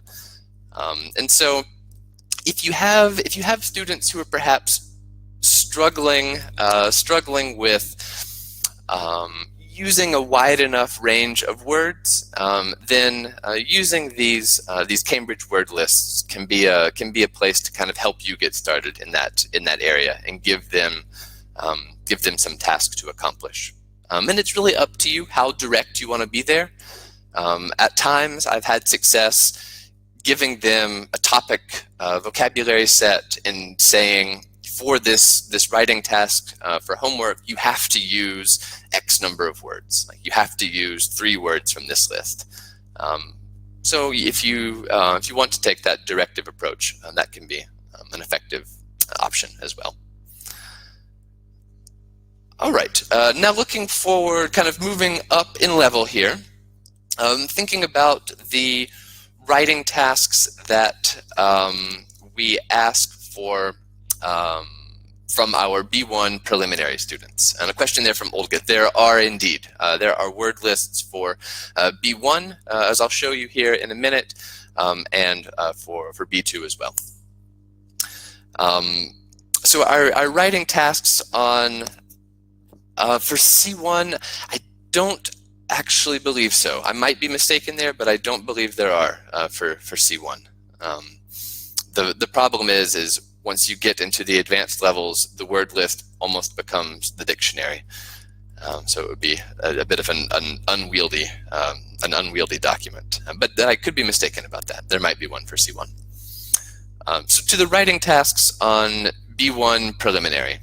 The first is an email. Similar in a way to the A2 task, just a little bit more complicated, as we'll see. And then in part 2, the students have a choice. They can choose to write an article or a story.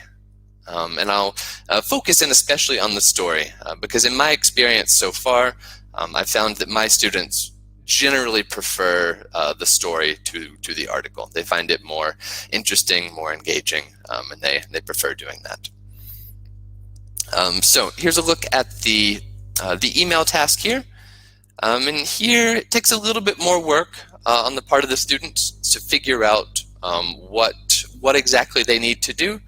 And the most important thing here is to focus your students' attention on these prompts outside here, right? Because on the outside, this is what the examiners are going to be looking for when they're evaluating the student's task accomplishment. So make sure that your students are focused in on there. Alina, to your question about can they share a personal story? In general, yes, although it would depend perhaps on the prompt, but in general, yes, they can. And then here's a look at the part 2 task for B1 preliminary. And here again, they have a choice of tasks. They can either do an article. In this case, they're talking about what kind of films they enjoy. Do you prefer watching them at home or in a cinema? And then the story task here's at the bottom. I don't know. I believe on your screen you have an option to increase the scale at the bottom. There's a little magnifying glass, and that's something that you might do if you need to make the text a little bit bigger. And here, as we can see in the story prompt, there is a sentence that the story must begin with, right? So with B1 storytelling, again, they must start the story exactly as it's suggested here. In terms of the difference between a story and an article, the story should have the conventions of a story, right? It should have a beginning, a middle, and an end, right? It should have a plot. There should be some kind of sequence of events, whereas an article is a little bit more argumentative or persuasive, meaning that you make a point and then explain why. And for the article task, this question why is really the most important, because we're interested in, can a student actually provide justification for their opinion. All right. And here we look at our assessment criteria. Again, this is in the handbook, so we won't spend too much time here. But the important thing, as we can see, for a successful answer is that everything is relevant. We use the conventions of the task, right? So, for example, if the student has chosen to write an article, but they start the article with "Hello, John," then they've written a letter, right? So their communicative achievement score would drop. With organization, we're looking for, again, appropriate use of cohesive devices and cohesion, which is something that I'll talk about in a second in the context of B2, but it's important here as well. That idea of one sentence logically connecting to the next. In terms of language, the thing I want to point out is even for a top score of 5, we can have mistakes. So you see here for the 5 score, there can be occasional inappropriate use of vocabulary, and they can make errors as long as the errors do not impede communication. Right? So this is something that I really focus my students' attention on, because I don't want them to be afraid of making mistakes. My general rule is, class time is a time for experimentation. Try something. I'll let you know if it works or it doesn't work. I don't want them to be afraid of errors. To the question about when band 4 is used, it's a little bit subjective, but that's in the examiner's opinion if their performance has aspects of 3 and 5. If in the examiner's opinion it's mostly relevant but not fully relevant, then they might go with a 4, for example. A question on the format. Yeah, it is. There's no arguing that it's very subjective. With formal language, the article will be more formal in style than the story. For the story, there's no necessity to have it written in a very formal style. All right, and here we're going to look at just a quick example of quite a good story. So you can see here the scores 5, 4, 4, and 4, and I'll point out the particularly strong aspects here. Here we've got some nice range of vocabulary, right? Palms, right, at B1 level. I know it's similar in Russian, but still, that's actually quite nice. Then we've got a nice flow of the story, right? Each sentence, as you read it here, each sentence connects quite nicely to the next. Here, this sentence here, the third sentence rather, in the second paragraph. He wanted to take some stones with him to be rich, but as he got one of them, the stones started getting gray rather. That's a really nice, complex sentence that develops the story. And then the next sentence continues right on that idea. And this ending is really nice. I mentioned that when students write stories, they need to follow the conventions of the task. And here we basically have a happily ever after style ending. So this is a good example of a nice story there. Now for some activities that will help your B students improve. One, thinking about the email task. This is what I call a nice letter. Nadeshda, that's a good question, but there's not actually an answer because it all depends on the nature of the mistake. If the mistakes are minor, if they're spelling mistakes or the absence of commas, or they're perhaps trying to use a conditional structure that's above their level, then they really don't affect their score at all. If they are mistakes that are so serious where we don't really understand, then they could affect their score quite a bit. So to this activity, a nice letter. The purpose here is encouraging students to broaden their vocabulary. And I do this in 2 ways. One is actually using examples of student writing and noting places where they've made repetition, then challenging them to come up with alternatives. And this again can be done in a competitive way. So for example, if I want If I want the students to come up with an alternative here of a nice school, then I might put students in groups and give them a minute and challenge them to create a list of as many possible alternatives for that as possible. Same thing, nice hotel. 1 minute, as many possible adjective alternatives for that as possible. So that again, you're adding this kind of this competitive element there, rather than just giving students individual students this piece of writing and having them come up with alternatives. A good question, Olga. There, if it's for a teacher, then the style will be formal.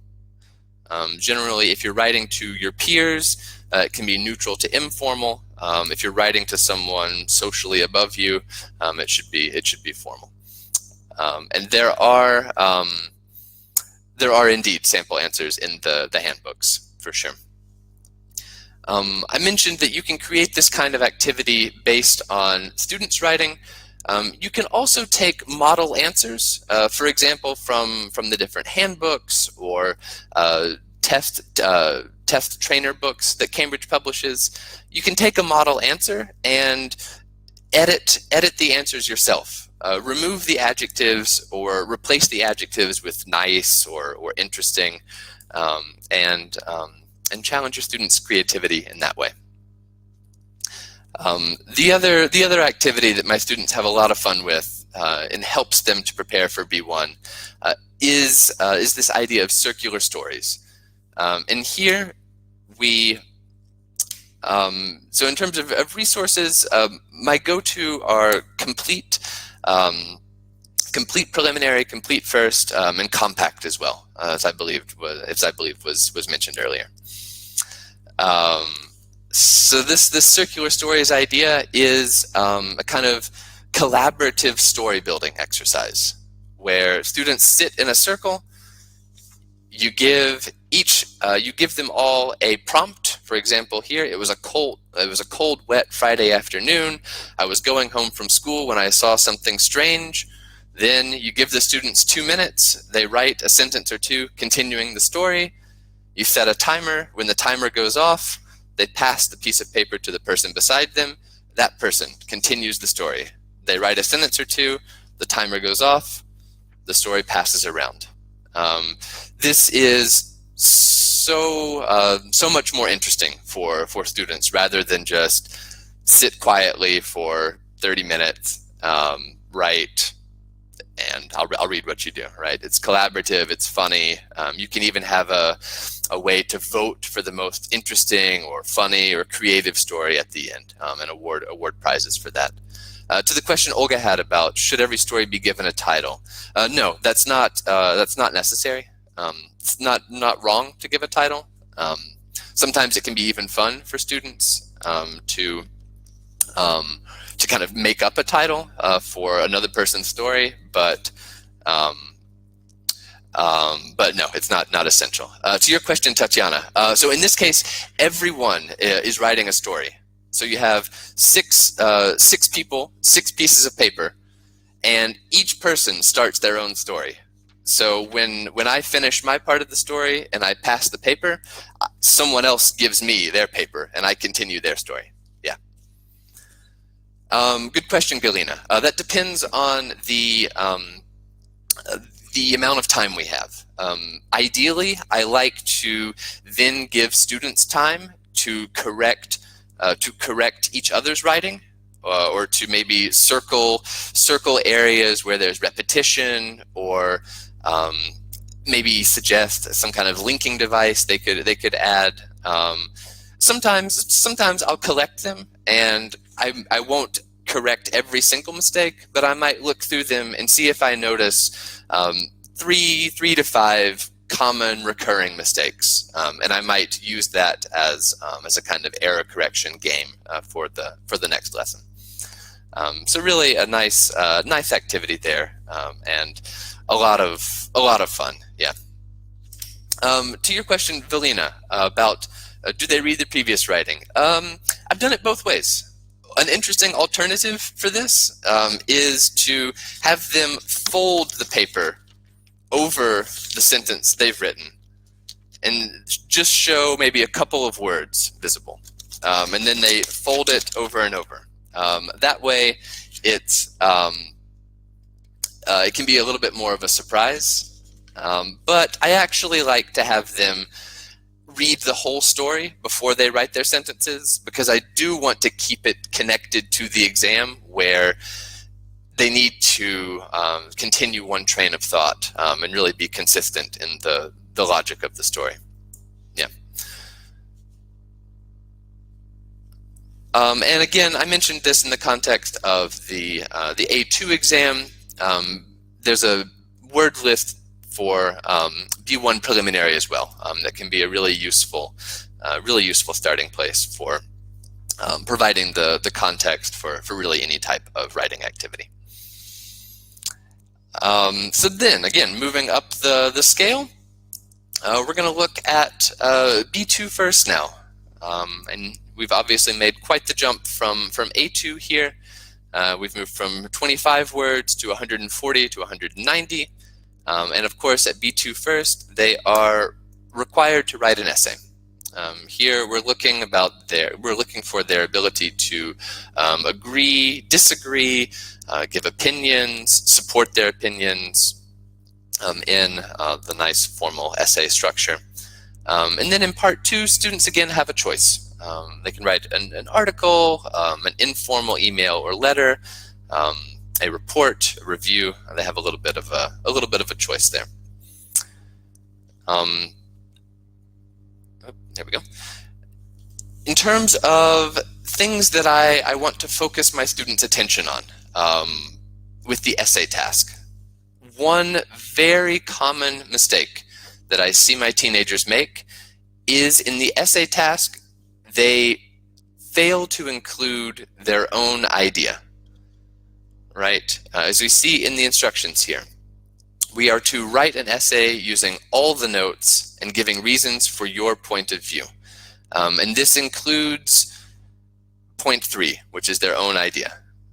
So this is the easiest thing for students to fix, but it's something that definitely, if you're preparing students for F2 first or B2 first for the first time, don't ignore that, because it's something that will drop their score immediately from a 5 to a 3 in terms of content. In terms of part 2, we don't have time to go all the way through there, but this is just what the students are confronted with and the options they have. They can write a review, an article, or an email. And here, thinking about register and formality, it's important to have students identify the target reader, because in that introductory sentence, often the student will get information about who they're writing to, and they'll need to make a judgment on the relative formality. One thing I wanted to mention back on B2 first, one of the things that I find students struggle with at times is generating ideas. So actually, before I have students start writing, I actually like to precede writing with some kind of speaking activity, perhaps a debate. In this case, I might have a debate about like, do you think pollution is a big problem? Or is the government doing enough to address the problem of pollution? Some kind of speaking activity or debate to get students generating ideas. Then if class time allows, we then transition from that debate to a collective brainstorming activity, using the board, or in this online world, a Google Doc, for example, to put some of the ideas that they generated in that debate onto the Google Doc. That way, the students, especially the weaker students, they immediately go into the writing task with more confidence and a higher chance to succeed. Oops. Let's go forward. I want to just mention, oops. 1 second. Sorry, I'm trying to get forward to the appropriate slide. And it looks like I'm kind of locked out of moving forward on a slide. Let's try this. Well, my apologies here. I don't quite know what's going on. I try to go to 83. It just goes right back. Here we go.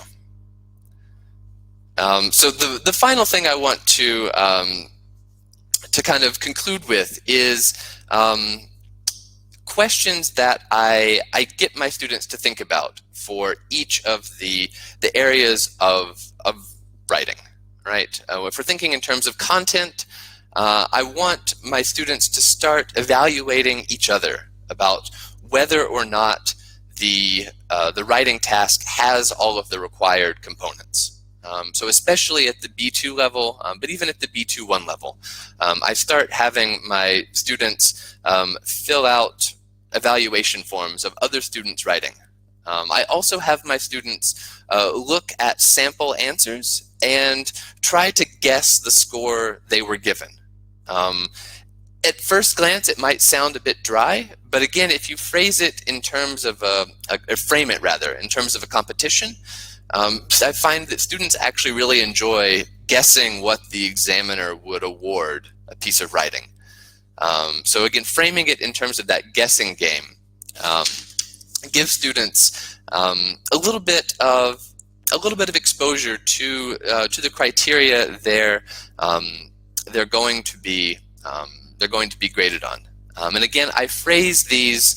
I don't generally spend a lot of time with my students with this explicit language, but I try to simplify it. Like with language, I'll ask the students, are there moments when the grammar makes it difficult to understand?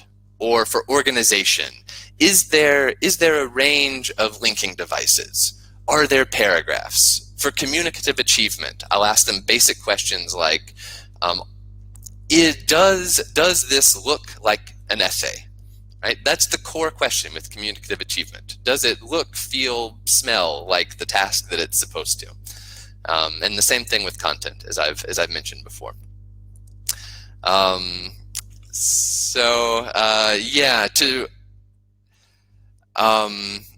the questions here, students don't like writing. Yeah, that certainly is something I've encountered. And again, how I tried to get around that is varying the activities, doing some of the time-consuming parts like planning and preparation, doing that in class, and also not limiting my understanding of writing to just pen on paper in a class. Right? Sometimes I'll have my students use WhatsApp to exchange messages each other, and that is building a writing skill, just not in the specific context of exams. Good question, Tatiana. Do I make them write essays at the lessons? Yes, I do. Not all of the time, but it is important to put them under timed conditions. Absolutely, at some point. All right. Well, I want to thank you all so much for your questions and your engagement. Again, these slides will be available to you. I didn't quite get through all I wanted to on B2 first, but I really do hope you all found some good ideas here, and that it will help you engage with your teenagers and help them become successful writers. So good luck to everyone, and thank you so much to Julia for organizing and hosting. Thank you, John. Thank you for sharing these strategies. Extremely useful and extremely interesting. Thanks a lot. Now it's time to talk about exam preparation in the real world. And I'm happy to introduce our presenter, Olha Medalis, representative of Cambridge Assessment English, Cambridge University consultant, teacher trainer. Olha, can you please join me? Can you hear me? Hi. Hi, can you see me? Can you hear me? Yes, yes, we can see you. We can hear you. I'm uploading Good. your Thank goodness for that. slides. Can you see your presentation? Yes, I can now. Yes. Super. I can't see the arrow for moving it though. Please try to click on presentation sign in the lower part of Yes, thank you, Julia. Right? Thank you. Fantastic. That's Great. great. Good luck with your presentation. Thank you. Thank you so much. Thank you, Julia. Hi, everybody. I'm joining you and I've been looking at bits of the other presentations, and I think you're all, there's just so much information. It looks very, very useful. I've just started this presentation with this slide. I know that lots of teachers have been teaching under extremely difficult conditions, and Cambridge University Press, along with Cambridge Assessment, have put together lots of ideas for helping teachers during this horrible crisis.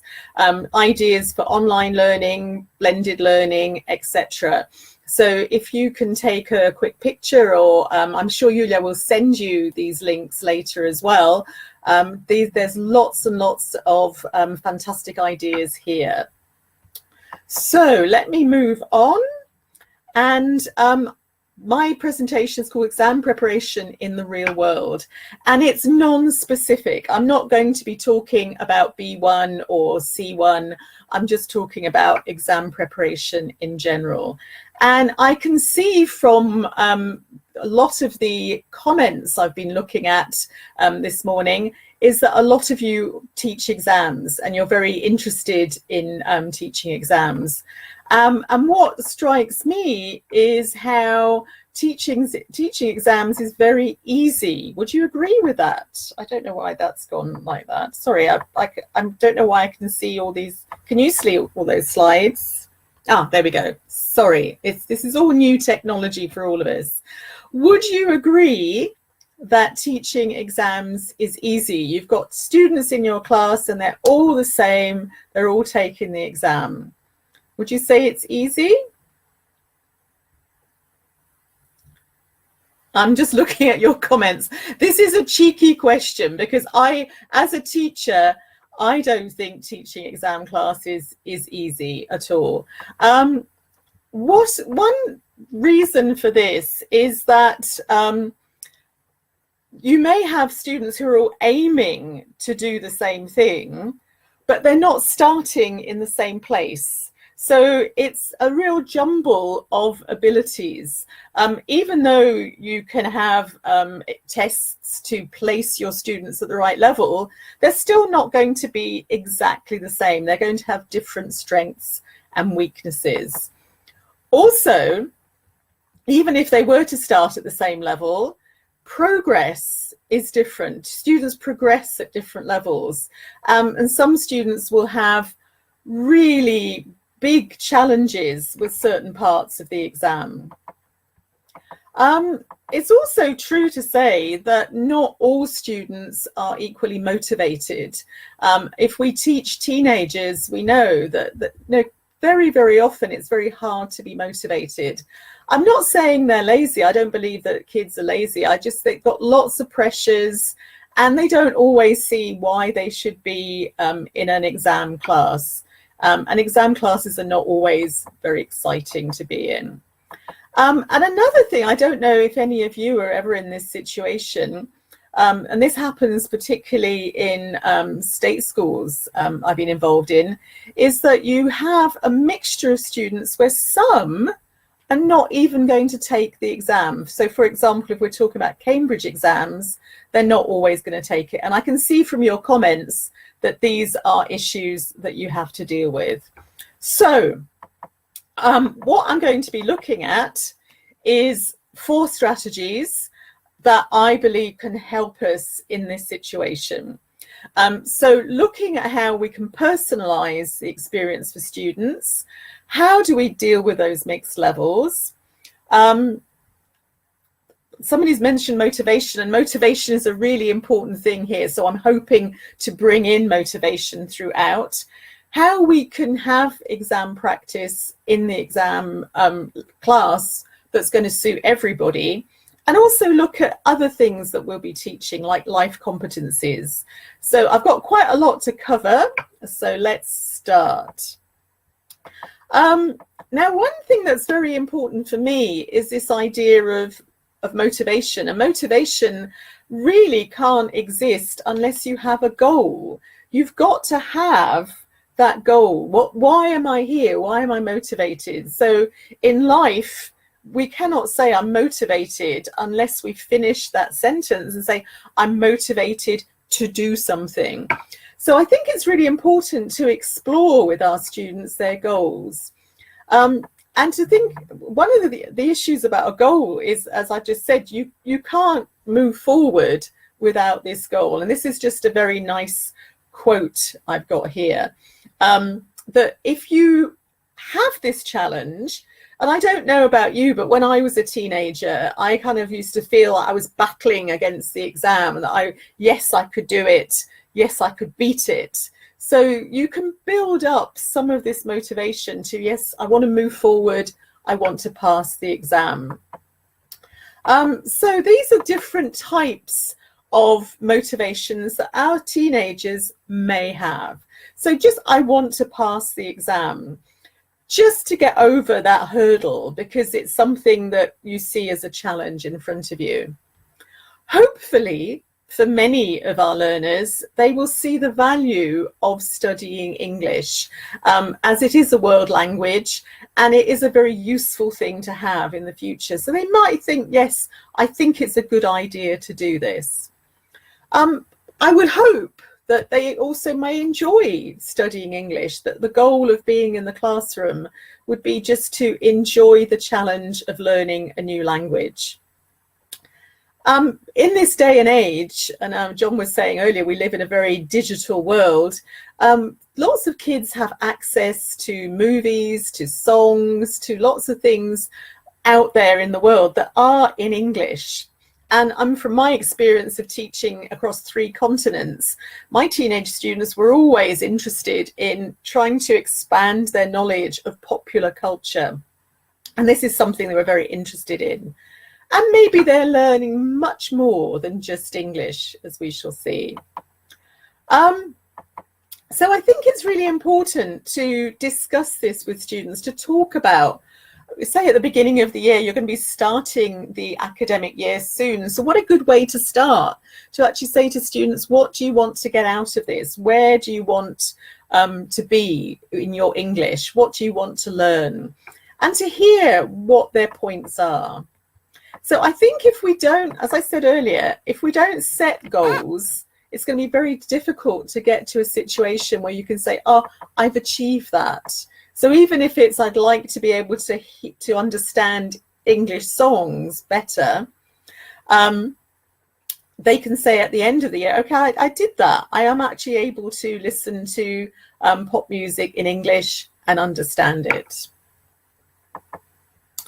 Now, one of the issues I have, and I've heard this so many times before from students, is that they feel that they're not learning real English when they're doing exam preparation.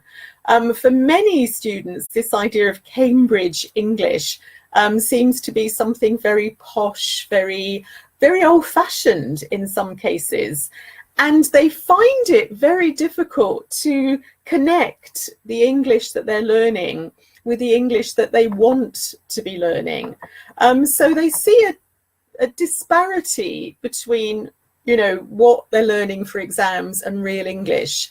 And I want to explore this idea a bit, because this is something that I do explore with my students.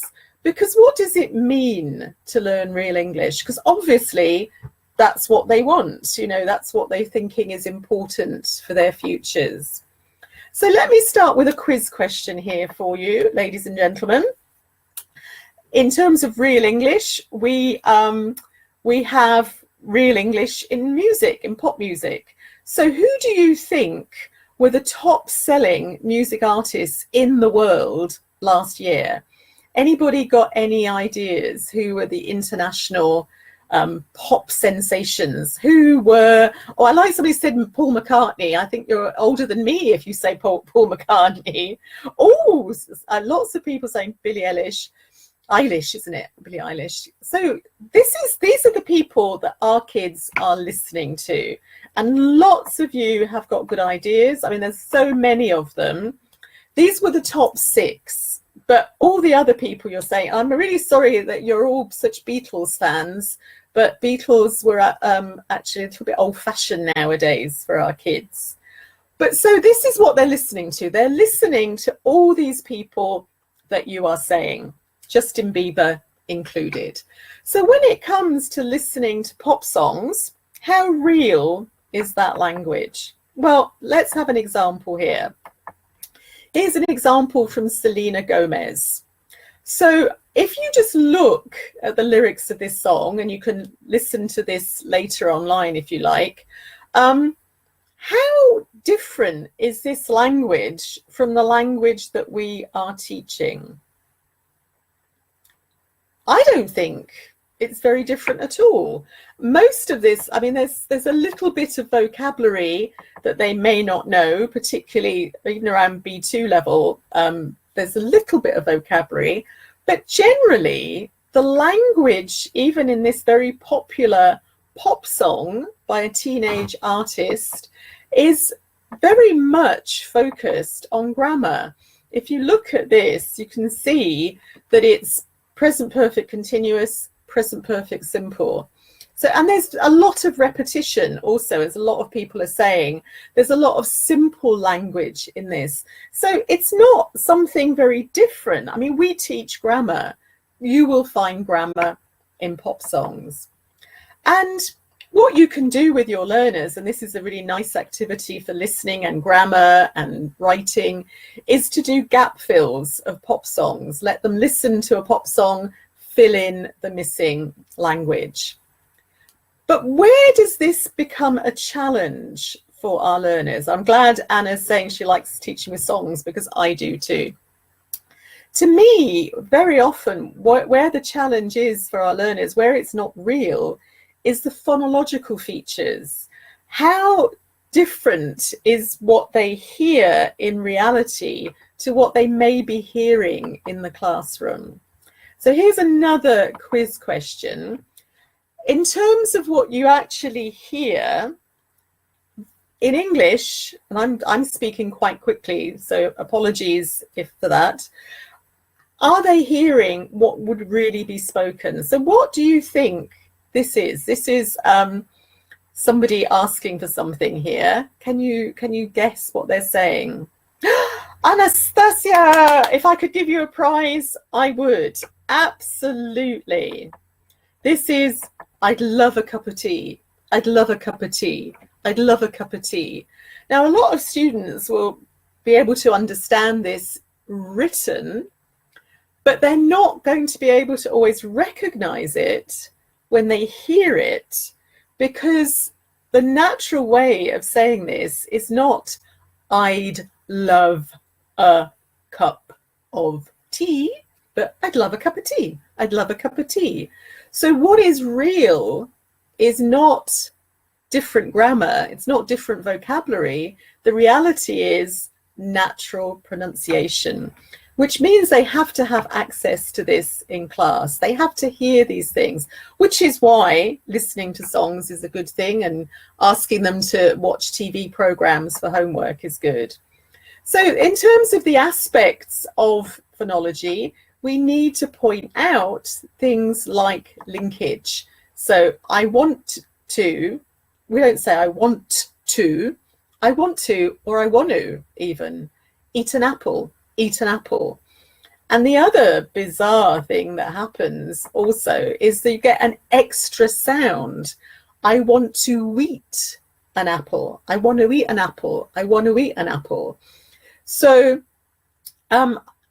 this is very, very useful. I don't think it's necessary to teach the phonemic script, but I do think it's necessary for students to understand this aspect of language. I mean, I teach phonemic script to some of my classes where I feel it's necessary. This is not careless pronunciation. This is natural pronunciation. Nobody, not even the Queen, would say, I want to eat an apple. Nobody says that. I want to eat an apple, or I want to eat an apple is perfect spoken English. It's not bad. And it's important to know this. So when it comes to talking about English for the real world and English for exams, what I want my students to understand, and what I want myself and my teachers to understand, is that where is the difference? Is it a difference? How important is this language? Because if you're not motivated by the exam, you should be motivated by learning English. So in reality, I would say that there is a huge overlap. Real English, we are teaching real English. CUP and Cambridge University Press and Cambridge Assessment are constantly updating their materials so that what we're teaching is real English. So, okay, there might be some slang, which students might think is very interesting, that is not covered in this overlap. And also in exams, we need to teach the rubric. We need to make sure the students understand skills for exams. But when it comes to slang, I don't teach slang, because slang is really very, very minute bits of language that changes all the time. So it does depend on different groups using it. So, you know, an American group of teenagers in one part of America will use different slang to another. So it's a very elite thing. It isn't very generalized to teach. There is some generic slang like woke and dope. I don't know if you've come across woke and dope. But again, it's not that important. And one of the things I think, if students are interested in this, they can research it, but we can really guess the meaning of a lot of words. Somebody just said, do British people really speak RP? No, they don't. There's a variety of accents, and most of his, I mean, the way I speak is very natural. It's not RP. And I don't think even on television people speak RP anymore. It's quite old-fashioned. So let us focus on what's important now. So we've got our classes of exam classes, which are very, very mixed. And what we're saying is that grammar and vocabulary, because you know, Selena Gomez has proved this, is what is used in reality and what we are teaching in our exam classes. But where is this really important for our students, and where is this real English, and what is a real English, not the old-fashioned English that we should be focusing on, is where they collide. And this is in lexical grammar. So for example, lexical phrases, and I've chosen the example here of a very, very common one. On the one hand, lexical phrases are the kind of most common language that is used by native speakers, as well as phrasal verbs.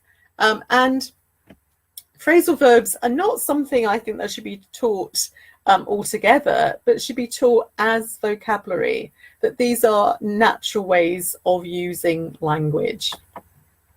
And also, there is a lot of spoken language that we may not necessarily write in an essay, but is perfectly good language to use. For example, like, I reckon you're right. And you'll hear very sophisticated people, even Professor David Crystal, using language like this. So what we need to make sure is that students are learning this language, because not only is it real and up to date, it's also the language that they need for exams. So this is the language that they're going to hear in reality. And I think it is very important that we understand, that language is moving ahead. I think for some people, this idea of, British English is this idea of RP and Queen's English. It's moving on. Everything is moving. Everything is changing, and we have to keep up with that.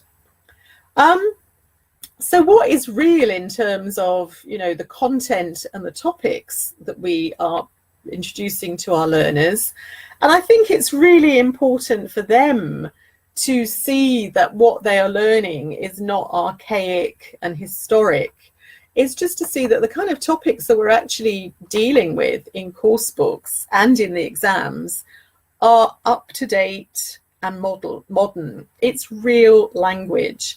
So if you just look at the content of the beginning of one example course book, you've got things like, how the world is changing, using screens, so social media, keeping fit, holidays, food. All these topics are real topics. These are topics that I talk about. I mean, I talk about food a lot because I love cooking, but I'm missing the idea of a holiday. This is not a year for holidays if you live in the UK. So all this kind of language that we are developing with our students is natural, real language. We're not teaching them something archaic. So we are teaching, if they want to, travel, if they want to read, if they want to learn, they might be a potential cook wanting to learn.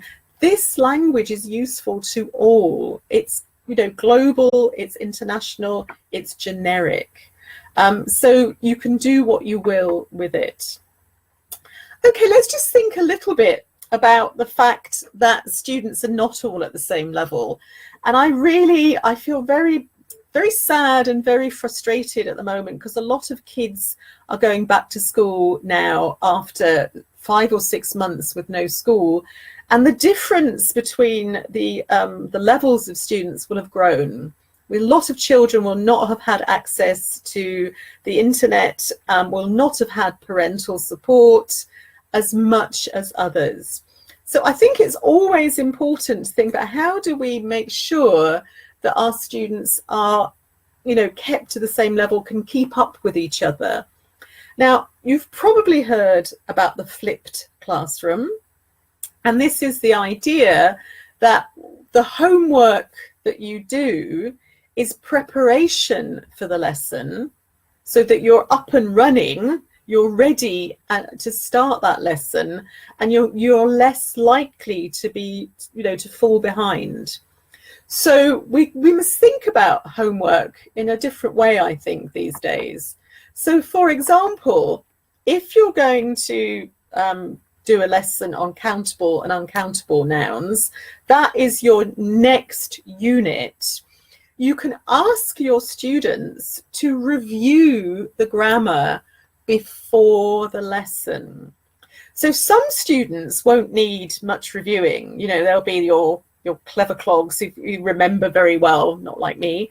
And people like me will have, let's revise this. I need to know it for the next lesson. I don't want to fall too badly behind. So it is a nice idea. Anna is saying she likes the idea. It's not a difficult idea either. You just say to students, right, this is going to help you. Just check up. Just see if you are up to date here. And if they have any problems, they could use material like a grammar book. English Grammar in Use is available online. It's available as an app they can have on their phones. So they can practice a little bit throughout this. Also, I mean, uncountables are always presented with food. So perhaps for homework, they could do something on the vocabulary and prepare a quiz about food for the next lesson. So some kids might be happy to do the grammar because they need it, and some kids might say, okay, I'll make a quiz. That'd be something useful for the lesson. And listen, guys, this is going to help us because it'd be really nice to have that input from the students.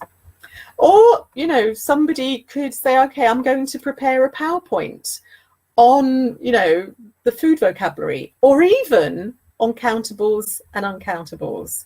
And I think this is a very simple idea of just before the lesson, homework helps you prepare for the lesson.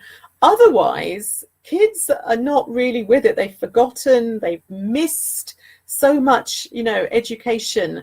They're going to really struggle, and the difference between them is going to grow and grow. We don't want that.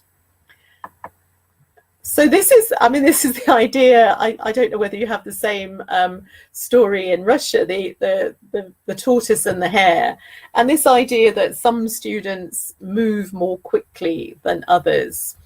And I think, for some students, it is important to give them more ideas. So in some situations, you can give them more activities to allow them to be challenged, because it's not motivating to be bored.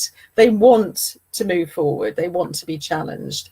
But I think one of the most important things for the tortoises and the hares, in my opinion, and I've been teaching for 40 years, so I have a little bit of experience, is group work. And it doesn't matter that it's an exam class. And I've taught a lot of exam classes. I don't put them into exam type situations often. I ask them to work together. So you work together, and this way they all benefit. The kids that have moved forward, that have maybe really understood that language, that remember the vocabulary, can help the other students. And by helping them, they feel good, they feel motivated. They go, yeah, I know this. It's a very empowering thing to say, I know this. So peer support is hugely important, and the kids that need that help can get lots more individualized help. I'm just one teacher, but in a classroom, I might have 20, 30, 40 students. They can help each other. So an exam class is not about testing them. It's about supporting them, building their skills. I do love the cartoons. I'll just let you look at that one.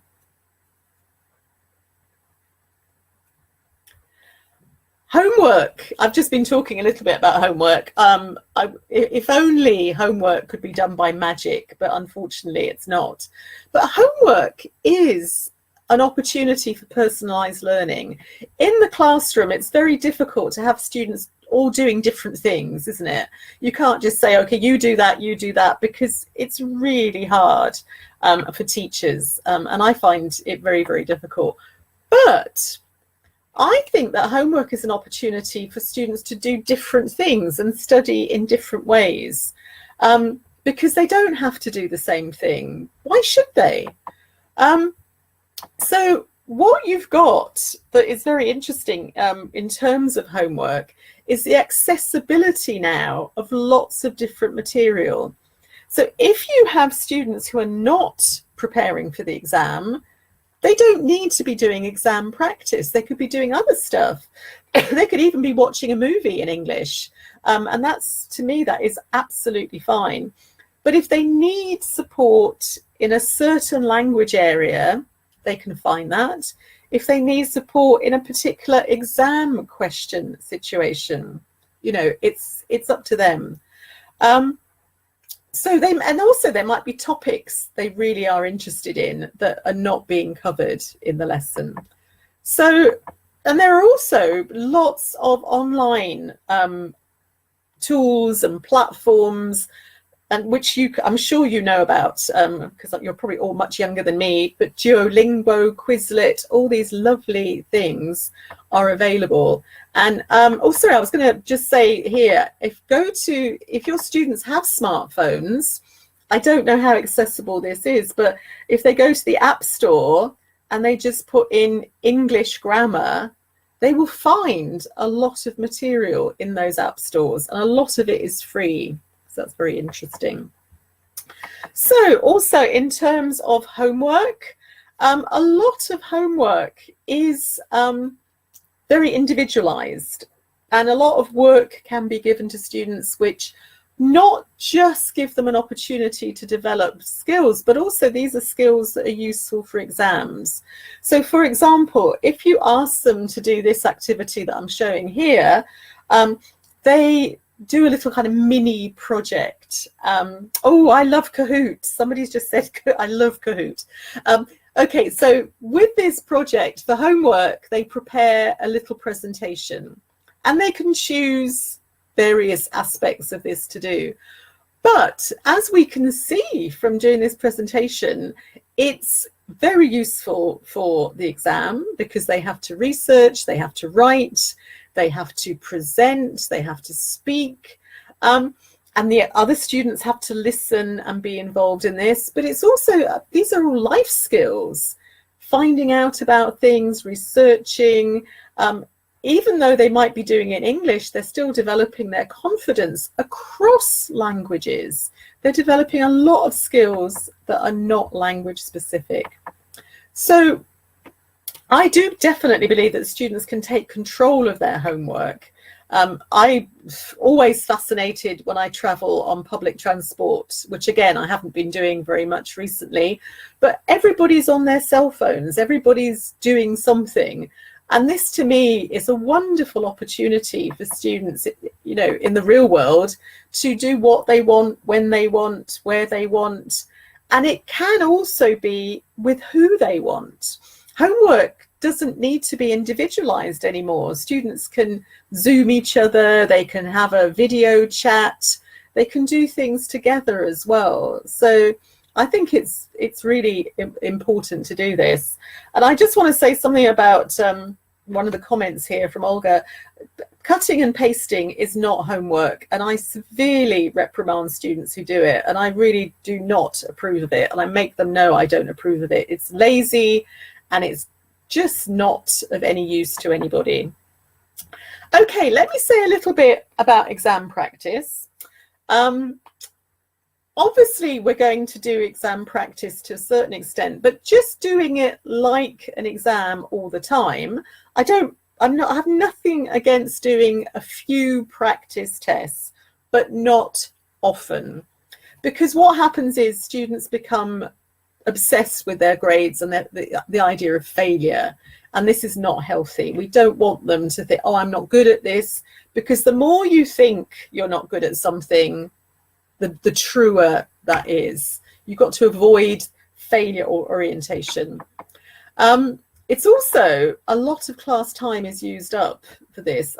And what we've discovered having to teach online is how precious classroom time is and how it's so important for collaborative and communicative activities.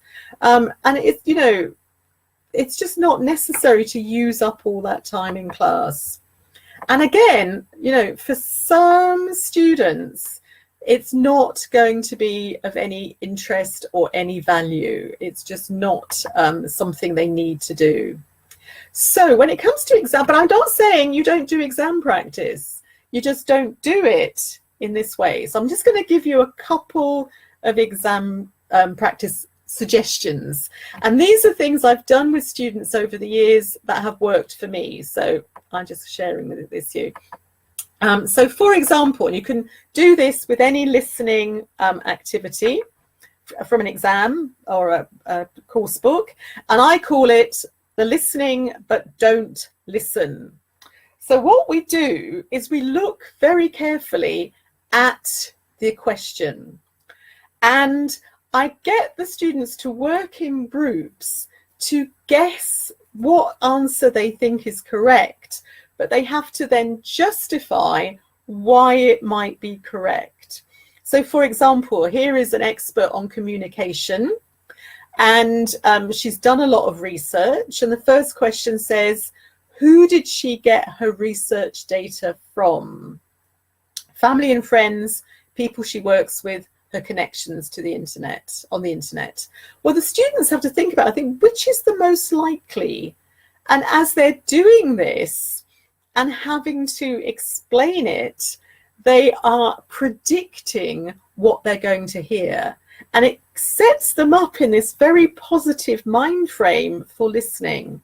But it also means they're not just sitting and listening on their own and answering the questions, that they are discussing, they're sharing vocabulary, they're sharing ideas. But it is a very, very useful thing to do to help students prepare for listening. And it's not about what will I get at the end? Well, we will get it right. Process is more important than product. The process of learning these skills is far more important, I believe. Here's another one, and this is a multiple choice competition, because we all know how many multiple choice questions there are in Cambridge exams. Okay, here we have this is what we do. I give them multiple choice activity to do.